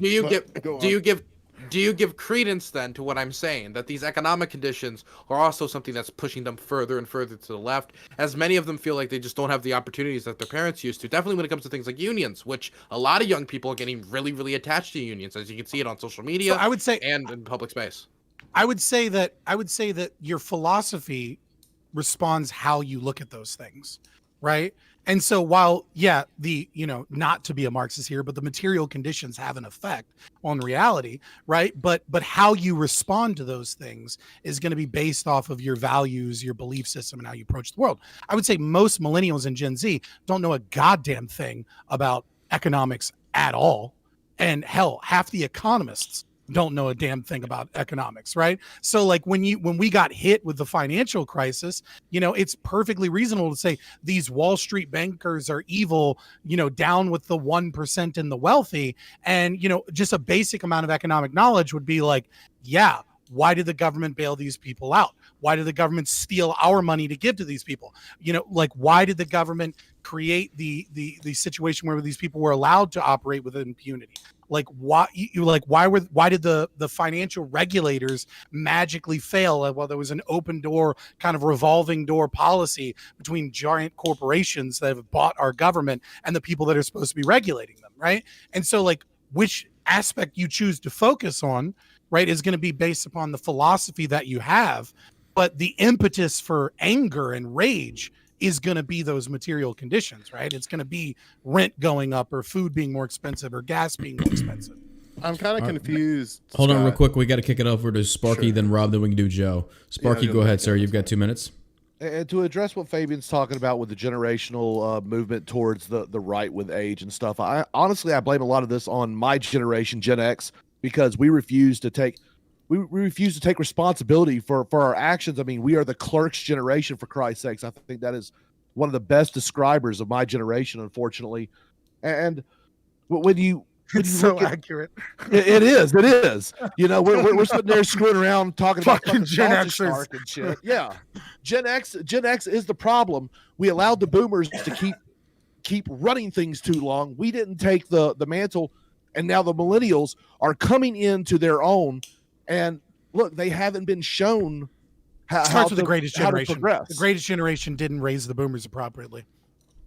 Maybe you know, we could talk about that would be interesting, but to get back Blaming on Sparky, keep blaming Sparky and his yeah look I'll tell you straight up, I avoided responsibility like the freaking plague. I'm 45 years old. I'm not even in a management position, and a lot of that's because of choice, but it's something that I'm realizing is a problem in the American workforce and in the American family, is the fact that we didn't teach our children enough self-responsibility. And that's why things like student debt and home ownership, that's why BlackRock in China owns a lot of our land and not individual people. All right, we're going to kick it over to Rob and then to Joe, then to Sansol. Rob, you've got 2 minutes. Go ahead. Two things to talk about real quick, what they're talking about here. Dylan, I don't disagree with you, but the problem is these material conditions, the social emotional learning gives the answer to why this is occurring. And we don't all agree on the answer. If this indoctrination was a capitalist framework or a libertarian framework being indoctrinated to kids in schools, then they would still say, I don't have the same opportunities as my parent. And the reason is because we don't have a more libertarian capitalist philosophy. So just because the problem exists, that might motivate people to seek an answer, but the indoctrination they're getting is why that's going. And that has a lot to do with being able to blame normal people like me, people like Aircraft, people like Fabian that are right-wing, libertarian, conservative, because while we were concerned about winning elections, maybe not so much Fabian, I won't lump him in, but like while the Republicans were worried about winning elections, to win, that's it. Yeah, while they were worried about winning elections, these establishment sort of Marxist type people were worried about influencing our culture and taking over the education system, which they've been doing since the 50s, and they're being incredibly successful. Now, the other thing I want to talk about force the vote is, it is true that force the vote would have been,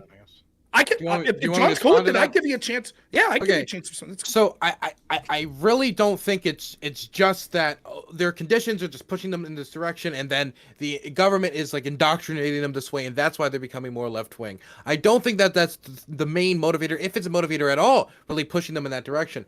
I would think it's more that they see their material conditions, and they see those same material conditions that other people face in, say, let's say the United Kingdom or in other countries, for example, in Europe, when it comes to whether it's their education, whether it's their healthcare, and they're like, wow, those protections that other governments afford them when they go through many of the economic crises that we did in 2008 or past then with COVID, we don't have those same opportunities. We would like those same opportunities. And the vast majority of American politicians and the vast majority of definitely those in the Republican Party are not favorable towards pushing towards that viewpoint that the vast majority of young people want. If you ask young people their ideological leaning, yes, they're extremely left wing. But if you ask them about the world they want to build in this country, the world they want to build is very similar to what they have done in many European countries like Sweden, Denmark, Scandinavia. These are the nations that are always brought up because they have a general idea of where economically we want to move to because they have a success story that they can point at.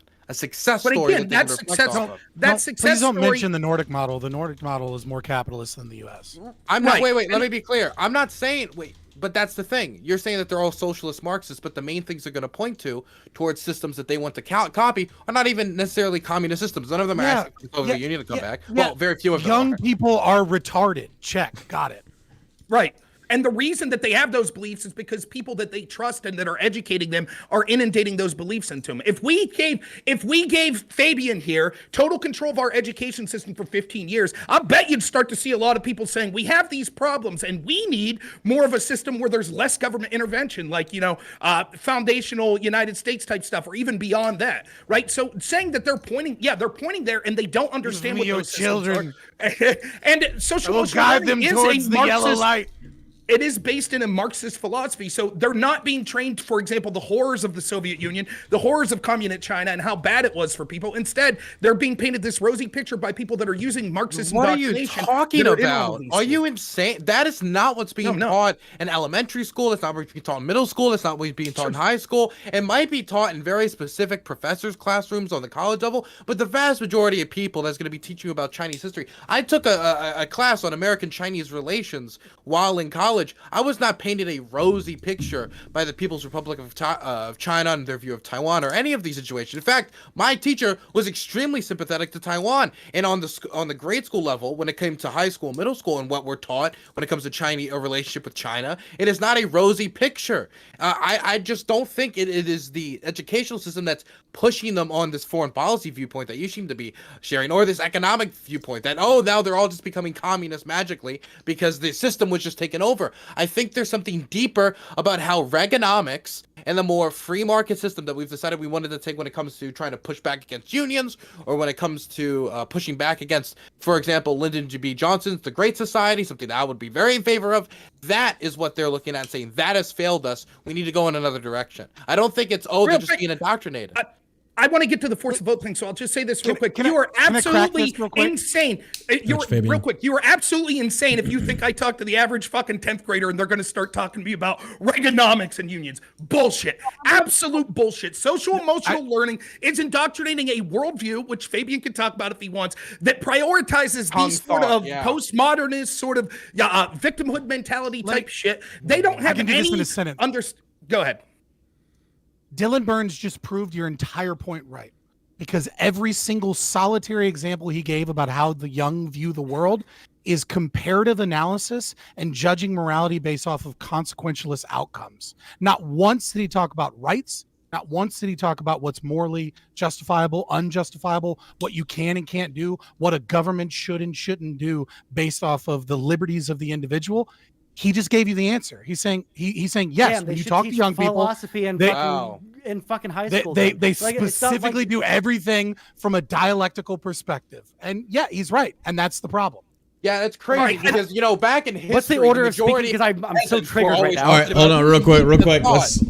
Let's go to Sansol, then we'll go back to That's on Dylan. the table at the end of the day. That's We'll do ridiculous. Sansol, then back to Dylan. Go ahead, Sansol. Well, we interrupted Rob's for his force the vote thing. I don't want to derail ahead, too go far. ahead. but No, I don't mind okay, waiting. Yeah, Please, I'm this is a good. little bit fucking triggered. The idea that we're gonna sit here and say oh well, all these kids are getting are getting indoctrinated into some sort of Marxist dialectical philosophy. It shows that you guys have no fucking idea what's actually going on in fucking schools. I think it's way fucking easier. I would do literally agree. Hold on, crush your fucking soul on this. I can bury Okay, well, we you can in have a research and one-on-one data about theory. this. Sure, we can have a one-on-one on this in a couple of days or some shit. All right, but Paulo Freire. Paulo Freire is the #1 cited social scientist in America with over 460,000 citations. Okay, But there's no academia argument, is Scott. completely. I'm sorry. I thought that overrun by John said it critical was my turn to pedagogy. talk. Let's go ahead. Scott, but I want to hear what Holy Santos has to fucking say. shit. Yeah, sorry. I think that we can look at what's going on in schools, and there are examples of either individual teachers or individual especially charter schools that don't have to follow rigorous fuck me, I've been drinking too much. Curriculums. Curriculum. We get it. What's We're on Twitter, so what's the point?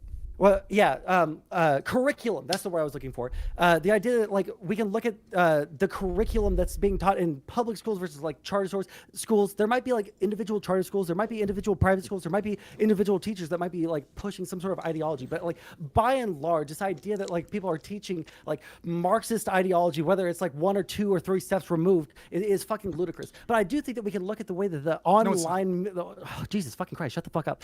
The idea that we can look online and we can look at the culture online, and we can look at Twitter, we can look at TikTok, we can look at all these different places and see how ideas are spread that way, especially to people in high school. We can definitely see that there's a much easier through line there with a lot more evidence for how people might get these ideas pushed to them through algorithmic, people liking things, and it shows up in more people's feeds. I think that's way easier to to like figure out where all these like, especially like further and further and further left-leaning ideas come from, right? Especially when you look at like children and like young adults who are very idealistic and want everybody to have a good life. Especially when you look at that in conjunction with the fact that they're the most likely to be on social medias and get these things pushed to them. I think that's a much easier way to figure out where these left-leaning ideas are coming from. But we can. Why are we being so dishonest here? We can just say the kids are getting indoctrinated in schools, and just the indoctrination is different. Why do we have to go through a soliloquy like that? We can see that the school system is failing kids. It's failing young adults. It's been doing it when I was in school. It's been doing it. You've been in school, Sansol, Dylan, Fabian, Rob, Sparky, John. Like just because I would love to finish the point. Hold on. Let Joe finish. Let Joe finish. Let Joe finish his point. I'd love to finish. I'm sorry. You're right. So the issue is that the school ignores all of us. The public education system ignores all of us, and it's going to ignore us in different ways. The problem is that when we finally want to stop treating Black people like shit in the education system, we want to stop treating Latino students like shit, whatever goals you want to do when it comes along injustice lines, we see that teachers don't have guidance. And then because of their lack of guidance, they put it into their own hands in trying to educate about the injustices that are happening and realizing the existences within the classroom. And that's just nonsense. It's nonsense to think that a singular teacher can help right the ship. It's an entire institutional problem, because the school system as it's currently constructed is designed to create workers. And then on top of that, they lied to us, and they continue to lie to us in America, where it's like, okay, if you go to school for, because we all been pitched this at some point, like in order to be successful and to give and prosper generational wealth in America, you need a home. And then the United States government's like, we can't guarantee you a home, but we can guarantee you a job. George Bush did it, Barack Obama did it, Donald Trump tried, Joe Biden's trying, and every single time we see through the exacerbation of, I don't even know if that's the word, just the amplification of like people's conditions getting worse through the recession, through the K recovery that we see in COVID-19, that it's not working. But the school education system is working exactly as intended. It's going to continue to create workers unless we change it. All right, let's get to kick it up to Dylan Burns and then over to Rob, then down to Aircraft. Okay, Dylan, you have 2 minutes. Go ahead, sir. I think you're muted. Okay, you're good. By law, I have to say this because it's the meme, and Dusty would kill me if I didn't.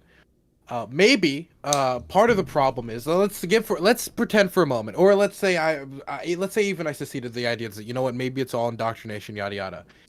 Is it not interesting that the people who are the most educated, the people who are the most studied on the issues, seem to always go further and further to the left? Isn't that interesting? Now we can say, and that's the meme. The meme is as we can say, oh, you know, as they get higher education, they get indoctrinated more. It is a possibility that as people study these issues, maybe they just go to the left because the left had better arguments on the issue. That could be a reality as well. I mean, we don't have any data. Let me be clear. We don't have data to back up the idea that just all be indoctrinated and just falling to the communist ideals. We don't have data to back that up. And I don't have data to back this up either. We're all just kind of speculating here. But this is an equally possibility that maybe we're just smarter. I don't know. That's a possibility. Easy. Let him finish, please. Let him finish. I didn't get to say this earlier, and I do want to say this. I can't see him. Aircraft Sparky said earlier that it's bright of these guys to shut down the federal government. I live in Maryland, and if you live in the Maryland, Virginia area, immediately you can see like the politics react when one of the sides tries to shut it down, because the federal employees say, these motherfuckers are making me not get paid. These motherfuckers are meaning I can't go out and do my job. And that's why Republicans had a lot of anger in the Maryland area. And probably part of the reason why Larry Hogan is no longer governor and we have a Democrat in office is because of Republican shutdowns. Fuck Nova. I mean, all right, hold on real quick. We got to go over to air. We got to go to Rob, then Aircraft, then we'll go to Liberty. All right, Rob, go ahead, sir. Can you put me last on that chain, schools, John? What's up? Can you put me last on that chain? Oh, yeah, it's going to be Rob, Aircraft, Fabian, then Joe. Or Scott Joe. Or whatever. Like, I just want to be last in this exchange. So. Okay. Yeah. We actually got to wrap this up very soon because we're almost at 9:30, which ends the panel. But we'll give you last word there, Joe. Four topics. Rob. Let's go. All right. We can keep going if y'all want. It's up to you. But Rob, let's go ahead. You have 2 minutes. Go ahead, sir. I'll say this quick, right? Yeah, to Dylan's last point there. We won't talk about the forced vote. I guess we're not going to get there. But to Dylan's last point there, right? All of these workers that rely on government, coincidentally, that also are putting their thumb on the scale in various ways when it comes to, oh, there is no deep state. It's not that these people have, they don't have ideological differences that causes them to do all this thing as their role in the DOD or their role as teachers getting paid for the state. And then Dylan gives the game away. Well, they all are invested in the party that's going to have a bigger state continue to win. And they don't like it when people want lower state. Yeah, you're absolutely right. So thanks for giving the definition of sort of what the deep state entails at the local level and at the smaller level. So I'm sure they are pissed if people said we want to stop wasteful government spending and things like that. Now, to this point about education, it's not just education. It's all of these things. It's our entertainment that kids look up to, and not just kids, even young adults and even adults. All of these institutions are pushing the same way, barring some of the religious institutions. Other than that, they're all paying lip service to the causes of the left. And when we're talking about social emotional learning, it's not like they're telling first graders about Reaganomics and the Denmark way of doing things. What they're doing, and Fabian's getting to this, is they're informing them what a philosophy and an ideology on life is, right? And so it's this postmodernist type of ideology and this dialectic ideology that it's the us versus them, that there is no truth, that there's subjective truth, that everything's a power struggle, that people are born into original sin based on characteristics like their race, their gender, their sexual orientation, and that if you embrace this sort of state, or not even state, but this cultural solution, and so, I mean, it's just absurd. Dylan's definition of this, like the idea that the left is just smarter, is absolute bullshit. It just is. It's why they don't want debates. It's why they rely on censorship. It's why they rely on... Dylan, every time I talk to you, I crush you, so I don't think that you're a good example of this. It's relying on censorship and total control of the flow of information and indoctrination of people through things like our culture, like the entertainment industry, academia, etc. Even left-wingers, like, what's the name, that the guy that runs Heterodux Academy, right? He's a left-winger, Jonathan Haidt. He's been talking about the problems of the indoctrination and how one-sided academia is becoming. And we used to think it was just a problem with higher ed, but it's actually a problem when it comes to the lower levels. And so, yes, it's not surprising that when every institution is telling people from kindergarten or before all of this dialectic sort of postmodernist Marxist bullshit from Paulo Freire and all of these other people separating people in all of these ways, it's not surprising that then they grow up thinking this is the way. It's not even that they think they're right. You can see what happens with the left is they think that they're morally superior to you. They're not asking questions like, what should the government be able to do? Why is it wrong to take your personal property? Instead, they're saying, if I need something, I'm entitled. And other people are entitled. And if you disagree, you're an immoral piece of shit. You're over time. We're gonna kick I it over can't to wait to go fucking Look, I gotta school throw in a this couple out of days there. and start It's teaching kids about fucking All All right, easy. Aircraft Sparky, your 2 minutes. Go, sir. Hey, I hate to actually say this. It pains me to say it, but base Joe Lewis at this moment. Look, the reason, Dylan, why the left seems to be able to push their theories and ideas further in higher education is because they're all holding their fingers on the scale. Because if you don't answer their questions properly on the test within universities, they fail you.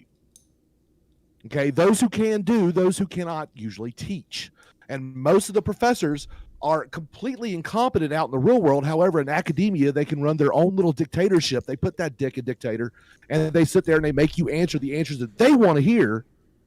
And that is how their ideas are winning, because in order to get that little piece of paper, that piece of lambskin, if you will, you have to regurgitate the excrement that they teach these people. All right, real quick, before we have any responses, gentlemen, no, we'll give you the final one there, Joe. I want to point out, I've shared a link in the chat. Please share that to your audiences. I'm sorry, I'm sorry, it's Dylan, then Joe, then Sansol. The link I've just shared for you is, Liberty, did you have your hand up? Yeah, you had me in the order, and then you just... Oh, Christ, I'm sorry. I will be last. He doesn't have to go. No. I want to honor that. I'm sorry. I'm getting pulled a million different ways. Gentlemen, I've shared a link in the chat. Please share this to your audiences. This is for them to vote on who they feel their best debate panelist is. Not necessarily who you agree with the most, just who you felt did the best in the debates itself. So we're going to go to Dylan, we'll go to Liberty, we'll go to Joe, and then Sansol. All right? Oh, shit, I'm trying to do the link, but fuck it. Just whenever you're not talking, just share that link to your audience. I'm not please. even streaming. So well, then fuck your audience. It doesn't matter. Okay, over to Dylan. Go ahead, sir. I was never great in school. Okay, maybe it's my ADHD, Maybe it was any number of factors. Maybe I got in too many fights. I did my best though, but at no point did I blame it on my teacher just discriminating against my political ideology. You know, you can just say that it's this narrative of teachers just grading all the conservatives bad, but if I'm being completely honest, I do think that when it comes to a lot of the the higher education learning, definitely when it comes to the arts and stuff like that, conservatives taught their kids, a lot of them, that that art shit, that kind of like academia shit, that isn't the cool stuff.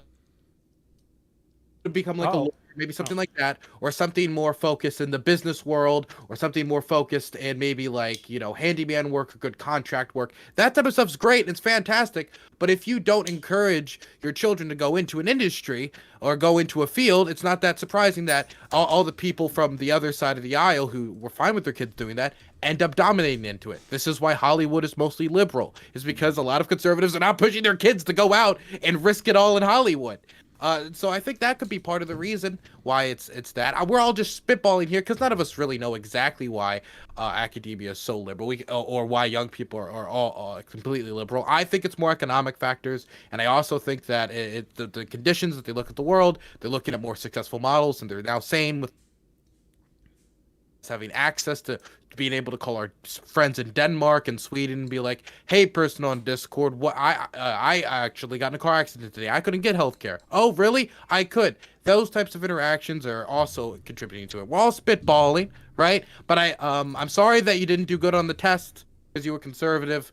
Sucks. Also, I am not happy with the Fed shutdown, not because, I just want all the Fed workers to be greedy and get all the money. I think most Fed workers are unhappy with a Fed shutdown because they want to do their jobs well. And when the government isn't working, they can't do their jobs at all. And then the government starts to suck when, people aren't working, Rob. Anyway, that's enough. Sorry, I didn't call, didn't I? We're going to kick it over to Fabian. Fabian, you've got 2 minutes, sir. Go right ahead.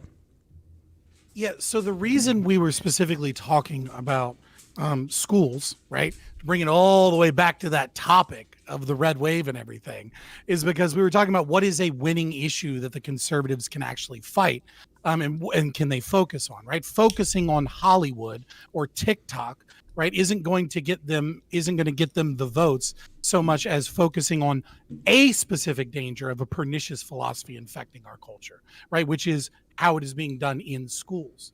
Now, I like to call conservatives family values consequentialists, because they'll claim to be deontological in their philosophical thinking, but they love to give the power of the state certain things that they also believe are morally unquestionable, so long as it doesn't, whenever something comes after their family or comes after their children, right? And so a great way to appeal to conservatives in the GOP is, hey, they're attacking the education, they're attacking your children, they're attacking the institution of family, they're attacking marriage, right? Because that's how you kind of get those conservatives to the forefront. Now, in terms of all this conversation about like what is or isn't in school, there's a cool poem called The Narcissist's Prayer.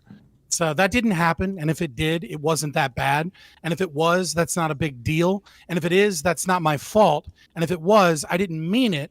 And if I did, you deserved it. And that's exactly what we're seeing on display here, because we've already seen Ibram Kendi, Sumi Cho, and Kimberly Crenshaw, along with Second Step and Psychus, coming together to say, yes, critical race theory is in schools. It's been in schools since the 1990s. We've been getting as much of it as possible as we can into schools, and we need more of it. And yet a few years ago, you had tons of people being like, oh, this isn't in schools, it's not happening.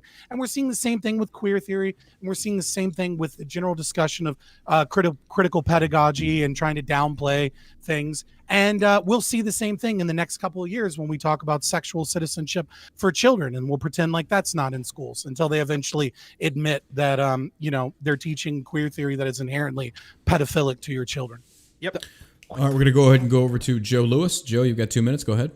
Yeah, I mean, I hate to break it to you, but like the gender way, the Rainbow Mafia isn't coming after your kids. The CRT Illuminati isn't coming after your kids, because there's just other agitators, right? And we can recognize this because at the end of the day, the education system is not designed to recognize any of these people. It's not designed to recognize anybody in the Rainbow Mafia. It's not recognizing Black people, Latino people. It's not recognizing these people, and it's lying to all groups groups at the same time. Like, I graduated high school in 2008. I was in a time, I went right into the recession. And then when I was in college, Me too. during the recession. And I'm like, God forbid I was a adult during 2001 or an 18-year-old, I would be in Iraq. Period. It's like there's no way that I would have not gotten roped in to that army propaganda. And the army still has an arm for the middle class, for poor people, because they know that, you know, these conditions outside of these four walls are deteriorating. And what do you need to make sure you can get a future for your family, a home? And the military is an avenue for that. Like, this is something that ropes in kids every year. It can't stop, won't stop.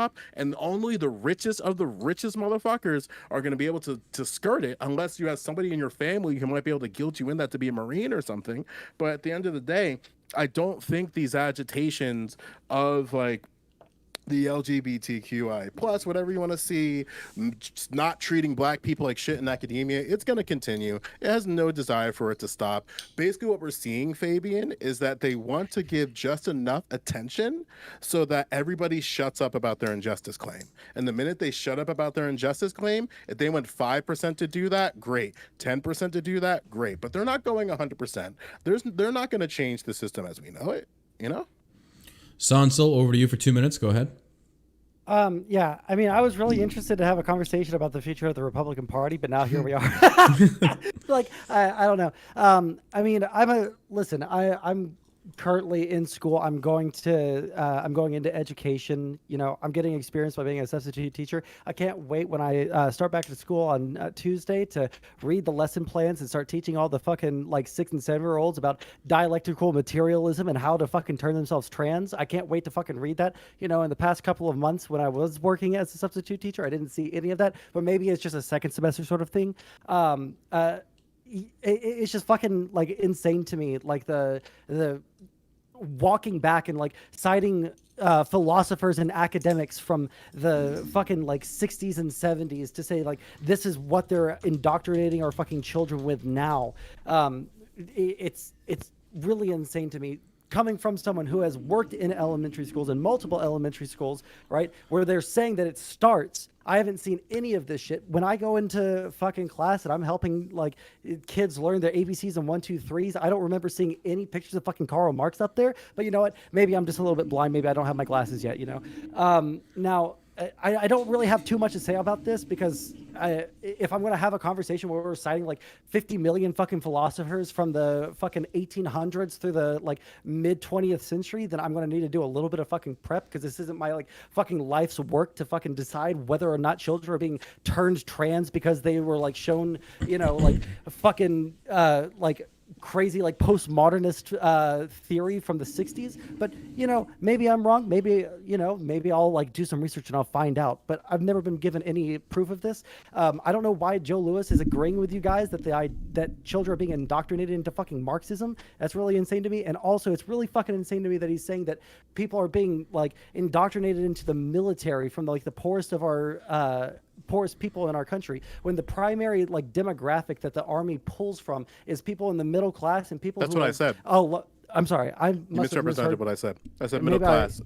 Sorry, I must have misheard you then. Wait, are we interrupting for misrepresentations? Because I would like to post hoc interrupt literally everything. Sodball I mean, said. I only talked like I three don't have- times, so I made it very simple to understand my points. So.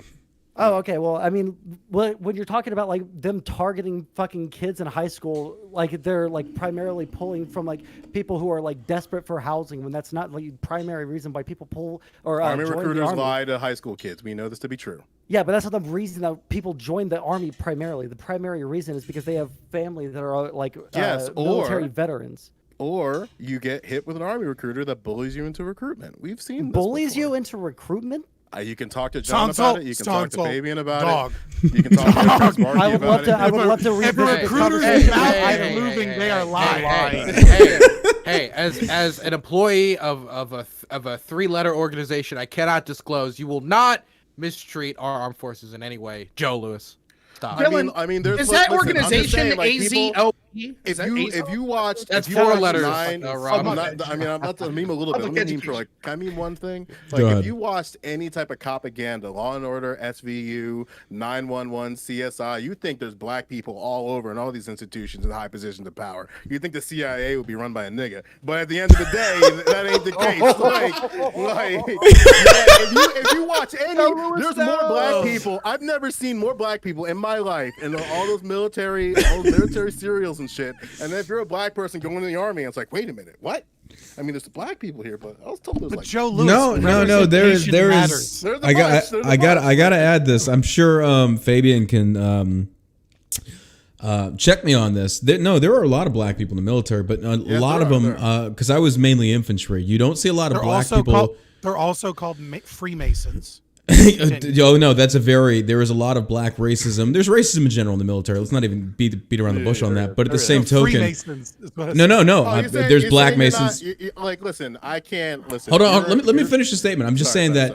that black people, by and large, the one thing I did notice, they were very heavily represented in the equal opportunity field. They were very heavily represented in the S shops, more paperwork. I didn't see them signing up a lot for the manual labor or highly dangerous jobs. Not saying they didn't. They do. But it's primarily more white and Latino. Cooks and truck drivers had a lot Yeah. of black people in it. Yeah, And I did see that that's as hard well. fucking work. Didn't see many in aviation either, by the way. No, Just throwing didn't that either. out Yeah, there. 100%. But then also we have to chalk that back up to the fact that, like, what is it? 55% of the population is white. So naturally, you're going to see an overrepresentation of white It's people. like 5'4", I think, right? So, Yeah, but even still, though, it always struck me funny. Is like, why is it that black people are naturally drawn to those types of MOSs/jobs within the military, and how did they get there? Is that something that they freely did, or was it a recruiter said this is the direction you should go? Because I feel like if there's, go ahead. I don't think you're right, John. Because like, What? when I was in Ukraine, I didn't see a lot of black soldiers. You're in Ukraine. You're not in the American military. I know. That's true. Oh, okay. I mean, I have a theory. Oh, okay. John, How many black my people DM look at from Raytheon, earlier. I'm Dylan? gonna have to, Actually- like, Oh shit! Real quick, guys, look. Push pause on this real quick. I'm sorry. Tattoos don't show up. Yeah. Let's push. Sansol has to leave us a real quick aftershock. Can you give me the results of the voting thing? Now, again, this is just to test this out. It's just for your audiences to vote who they feel did the best in tonight's debate.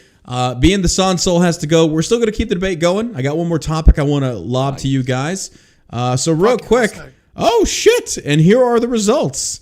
You've got Dylan Burns coming in at 37%. Second, you have Rob Knorr at 27%. Third, you have Fabian at 18%. Joe Lewis with 7%. Aircraft Sparky 7%. And Sansol with 4%. Now, again, some people have bigger audiences. reverse So that. take that. Reverse it. Correlated to audience Wait, size. this is science. Directly correlated to audience size. Folks, this No, is it a isn't. No, it isn't. This is scientific truth, and you know it. this is a government-backed data Look, gathering. I don't Okay. know. Look, hey, John, we're not even done yet, and they've already denied an election. This is how conservatives act every time. I'm just saying, The it's CIA directly- operative wins on a it's CIA directly platform, related to audience size. Never. I don't know what you're talking Man, about. it sounds Wait, like a bunch wait, of wait, coke. wait, everyone. These are all impartial. Impartial. Please. I just heard a water pipe. We got broke. banned on Twitch, Can we so get some more we gotta votes pass. to come in? There's a water pipe breaking over here. So let's stop the count and get some more votes to come in here, and then we can find out. All right, not real even quick, sure. gentlemen, Drops coming. real quick, Sansol, thank you for being here tonight, sir. Always good to have you on Thanks the for panel. inviting me.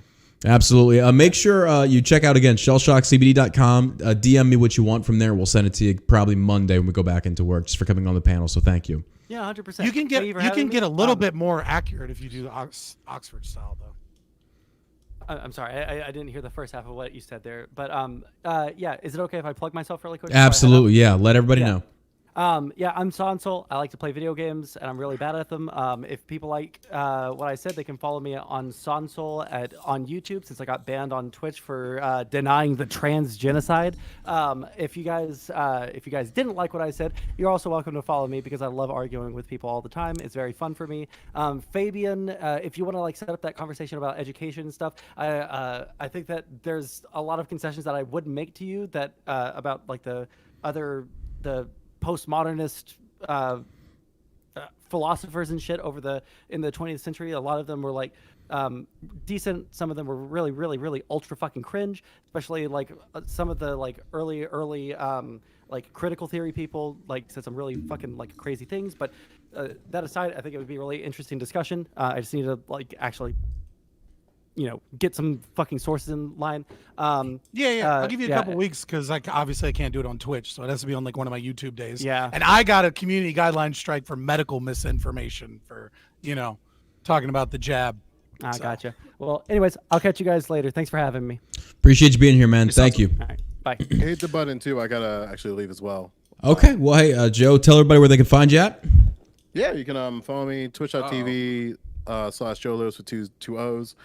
Twitter is the same handle. If there's something you want more clarification, just feel free to at me on Twitter or just send me a DM or something. Be glad to clarify and clear stuff up. Thank you for being here, Joe. Again, don't forget, DM me. Tell me what you like from Shell Shock, if anything at all. But yeah, thank you for coming on the show, man. Really appreciate you being here. Yeah, absolutely. Thank you guys for having me. Take care. Have a great night. Have a good night. See you, Joe. Take care, Joe. See you, Joe. Oh, so that leaves us with Dylan Burns, topics- Rob. Topic is now cops. I will be more leftist than the entire fucking panel. No, Actually, gentlemen, That's we have around by a hit bunch of guys. He likes these odds. 2 hours. I'm gonna go ahead and call it because I do want to spend some time with the girlfriend and relaxing. I think 2 hours is a good period of time. I think it was some really good discussions here tonight. You're all invited back. Please remain in the Drunken Debates Discord. That's where we're going to recruit from. If you make it into the Discord, you're in the in crowd. That means that you will always be, when we say, hey, we need a lefty, we need this, your first pick right away. So appreciate you guys being here. So let's go around the table real quick so you guys can plug your social media and everything else. Dylan, let's start with you, please. So I just wanted to be set for the record that he's stopping this because he doesn't want to see Dylan blow through 3 conservatives at the same time. Dylan, babe, I will happily debate you. I was holding back tonight, brother. I was holding back tonight. Well, I'll be on the panel next week. Don't worry, you'll have your shot. Fantastic. Well, I want to thank John for inviting me. I had a fantastic time. I don't get to smoke much during debates, so it's very nice to just not really care. But if you want to find me, you can find myself at Dylan Burns TV on YouTube, Dylan Burns Live if you want to see my daily stuff. I also stream on Twitch, Dylan Burns TV, and Dylan Burns 7076 on Twitter. I'm going to be publishing a big piece I did on Starlink. I was involved in the delivery of Starlink in Ukraine, and I filmed the process, and we're going to be releasing that footage, as well as talking about all the controversy Starlink has got into over the war and how vital it is for keeping Ukraine fighting. So look out for that on my main channel. A big thank you for coming on. Rob Nord, now to you, sir. Yeah, thanks everyone for being here. I had a good time this evening. I thought that it was a good discussion. Didn't resort to drama stuff, so that's always good. But no, I had a great time. It's always nice to be humbled by Dylan Burns crushing another debate. The users don't lie. The lefties are smarter. Those voters knew. No indoctrination whatsoever. But no, it was a lot of fun. It really was. I'll just say this real briefly about the final topic. We didn't talk a lot about, what was going on with the speakership. Does anyone know, John or anyone, did they confirm a speaker? Waiting. Tonight? McCarthy seems to say that he's got the votes. He feels that he'll get it tonight. It seems like the 20 holdouts, I think basically McCarthy consented and gave some of their demands. We'll see. I think the vote is going on right 12. now. This is the 12th one, right? I think so, yeah. Yes. There's a 14th? Okay, 14th. 14th. Yeah. Oh, 14th. Okay. They're projecting that Congress should be in session until about, they should be there until like 2 a.m. Did you see the article complaining about politicians bringing alcohol and popcorn and everything? Yeah. Oh, for it. I want to fucking drink too if I'd be sitting there just like, this is gay as shit. Whatever. I don't give a fuck. No, fuck this. I want Charles Sumner back. All right, we need. Oh my god. In Congress again. All right. All right, Fabian Liberty, over to you, sir. We got to go with Fabian. I didn't get to finish. Sorry, Rob. Rob, go ahead. You'll be able to see me. Hopefully, I'll be doing some more stuff with John here soon. You can find me the channel Unplugging's Rumble. So I'm at Normal America on Rumble. You can find me there. I'll be hosting next week. John will be debating, and I stream almost every evening at 9 p.m. Eastern. So you'll always be able to find me Rumble streaming there. Thank you so much for bringing me. I really appreciate it. Absolutely, Fabian. Over to you, sir. Yeah, I am Scott from Fabian Liberty. We stream every day, Monday through Thursday, 7 p.m., usually till about midnight or sometimes later. On Twitch, we put all our good stuff up on YouTube. Fabian Liberty pretty much everywhere, Twitter, Rumble, everything. It was fun. I appreciate you having me. I am the largest libertarian in the Twitch politics space, but that's saying literally nothing because if you're not a lefty, you get banned pretty quick in Twitch politics. So we'll see how long I get to stay there. I have no idea how Sonsol got banned for trans stuff when I did a fucking panel with Blair White, Chloe Cole, Buck Angel. who was it else? Buck Angel, Taftaj, who else? Tulipar Richie. Sinead from Gen Spec. Like, I have the amount of shit I have talked against trans rights activists. I have no idea. Like, Keffels reached out to me for a debate once and like looked at my content and then like just like Ghosted for like 6 months. She's like, "Oh, I'm not taking that shit on." So I don't fucking know how the fuck I haven't gotten kicked out of there. So until I'm kicked out, come check us out. real quick, I gotta ask, what's with the Hobbit background? You never explained that. Okay, so one, I'm an extreme libertarian, right? Okay. And if you actually read like the lore, then you understand that basically the Shire was market anarchists, right? They were basically hardcore libertarians. They only met their government only met like once every decade or so, or if they had serious issues, and they respected private property rights.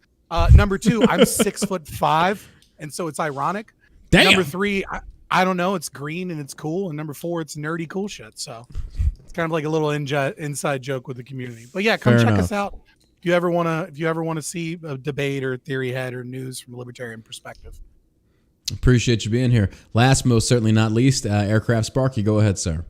Man, I've enjoyed this tonight, and the rum went down smooth. Thank you so much for having me on. Look, I got to do the obligatory gay joke. Of course, Dylan Burns wants to blow through a bunch of conservatives. Of course he would.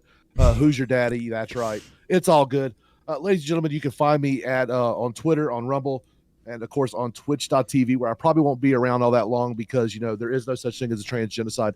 At Aircraft Sparky. Aircraft Sparky, one word, too easy to find. I appreciate you having me on tonight, John. And honestly, I want to get up with you. I'd love to do an interview with you. Talk about your experiences in the Army and whatnot. Sure. Fabian Liberty, based as always. Rob Knorr, amazing. Look, I'm the only person that has handed Rob Knorr an L, and it was a weight loss competition. Everyone else pretty much loses to him. Jesus. That's so mean. It's so true. Fat shaming works. Fat shaming works. Hey man, I did okay. I lost like You did 17 great. pounds. Sparky lost like 40 or something. So I mean, Cocaine's it a was hell in of a 3 drug, dude, months. I'm saying. Yeah, he killed it. So I mean, I'm not ashamed to lose. I still did all right. But I have a weight loss competition. Also, I have recently been diagnosed with ADHD. The Adderall is totally There you go. There That's you going to go. cut it That off with worked. some legal Let's meth right go. there. Gentlemen, thank you for being here tonight. Again, this episode is brought to you by shellshockcbd.com. To all the panelists, DM me on Discord with what you like. Again, the dark matter is not happening. That's a $250 product. You ain't getting that for free. That's 3,000 milligrams of Delta 8. That'll fuck you up. But everything else, let me know what you want, and I'll send it to you free of charge just for coming on the panel. Thank you, gentlemen. Again, tonight's episode is brought to you by Shell Shock CBD. If you enjoyed what you watched tonight, don't forget to support us on Locals. We appreciate that. Rumble and Locals have created a great platform to where it's, again, not free speech absolution, but it's the closest thing you're going to get to it. You can say whatever the fuck you want to say on Rumble as long as you don't violate the law. After that, you're good to go. So I definitely feel like we should support these people. Donate on Locals. They get a chunk of it, just like Twitch. Twitch bans people for the stupidest shit. You can't even have a panel like this on Twitch because they would ban you for talking about transgenders or the jab, whatever. We appreciate Rumble and Locals for creating a platform that allows us to have great discussions like this. So again, that is John Burke on Locals. Panelists, we will see you again. Well, I think the next week's panel is already set in stone from my understanding, and a big shout out to Aftershock for putting this all together. So until next time, you guys have a wonderful night, and thank you for being here.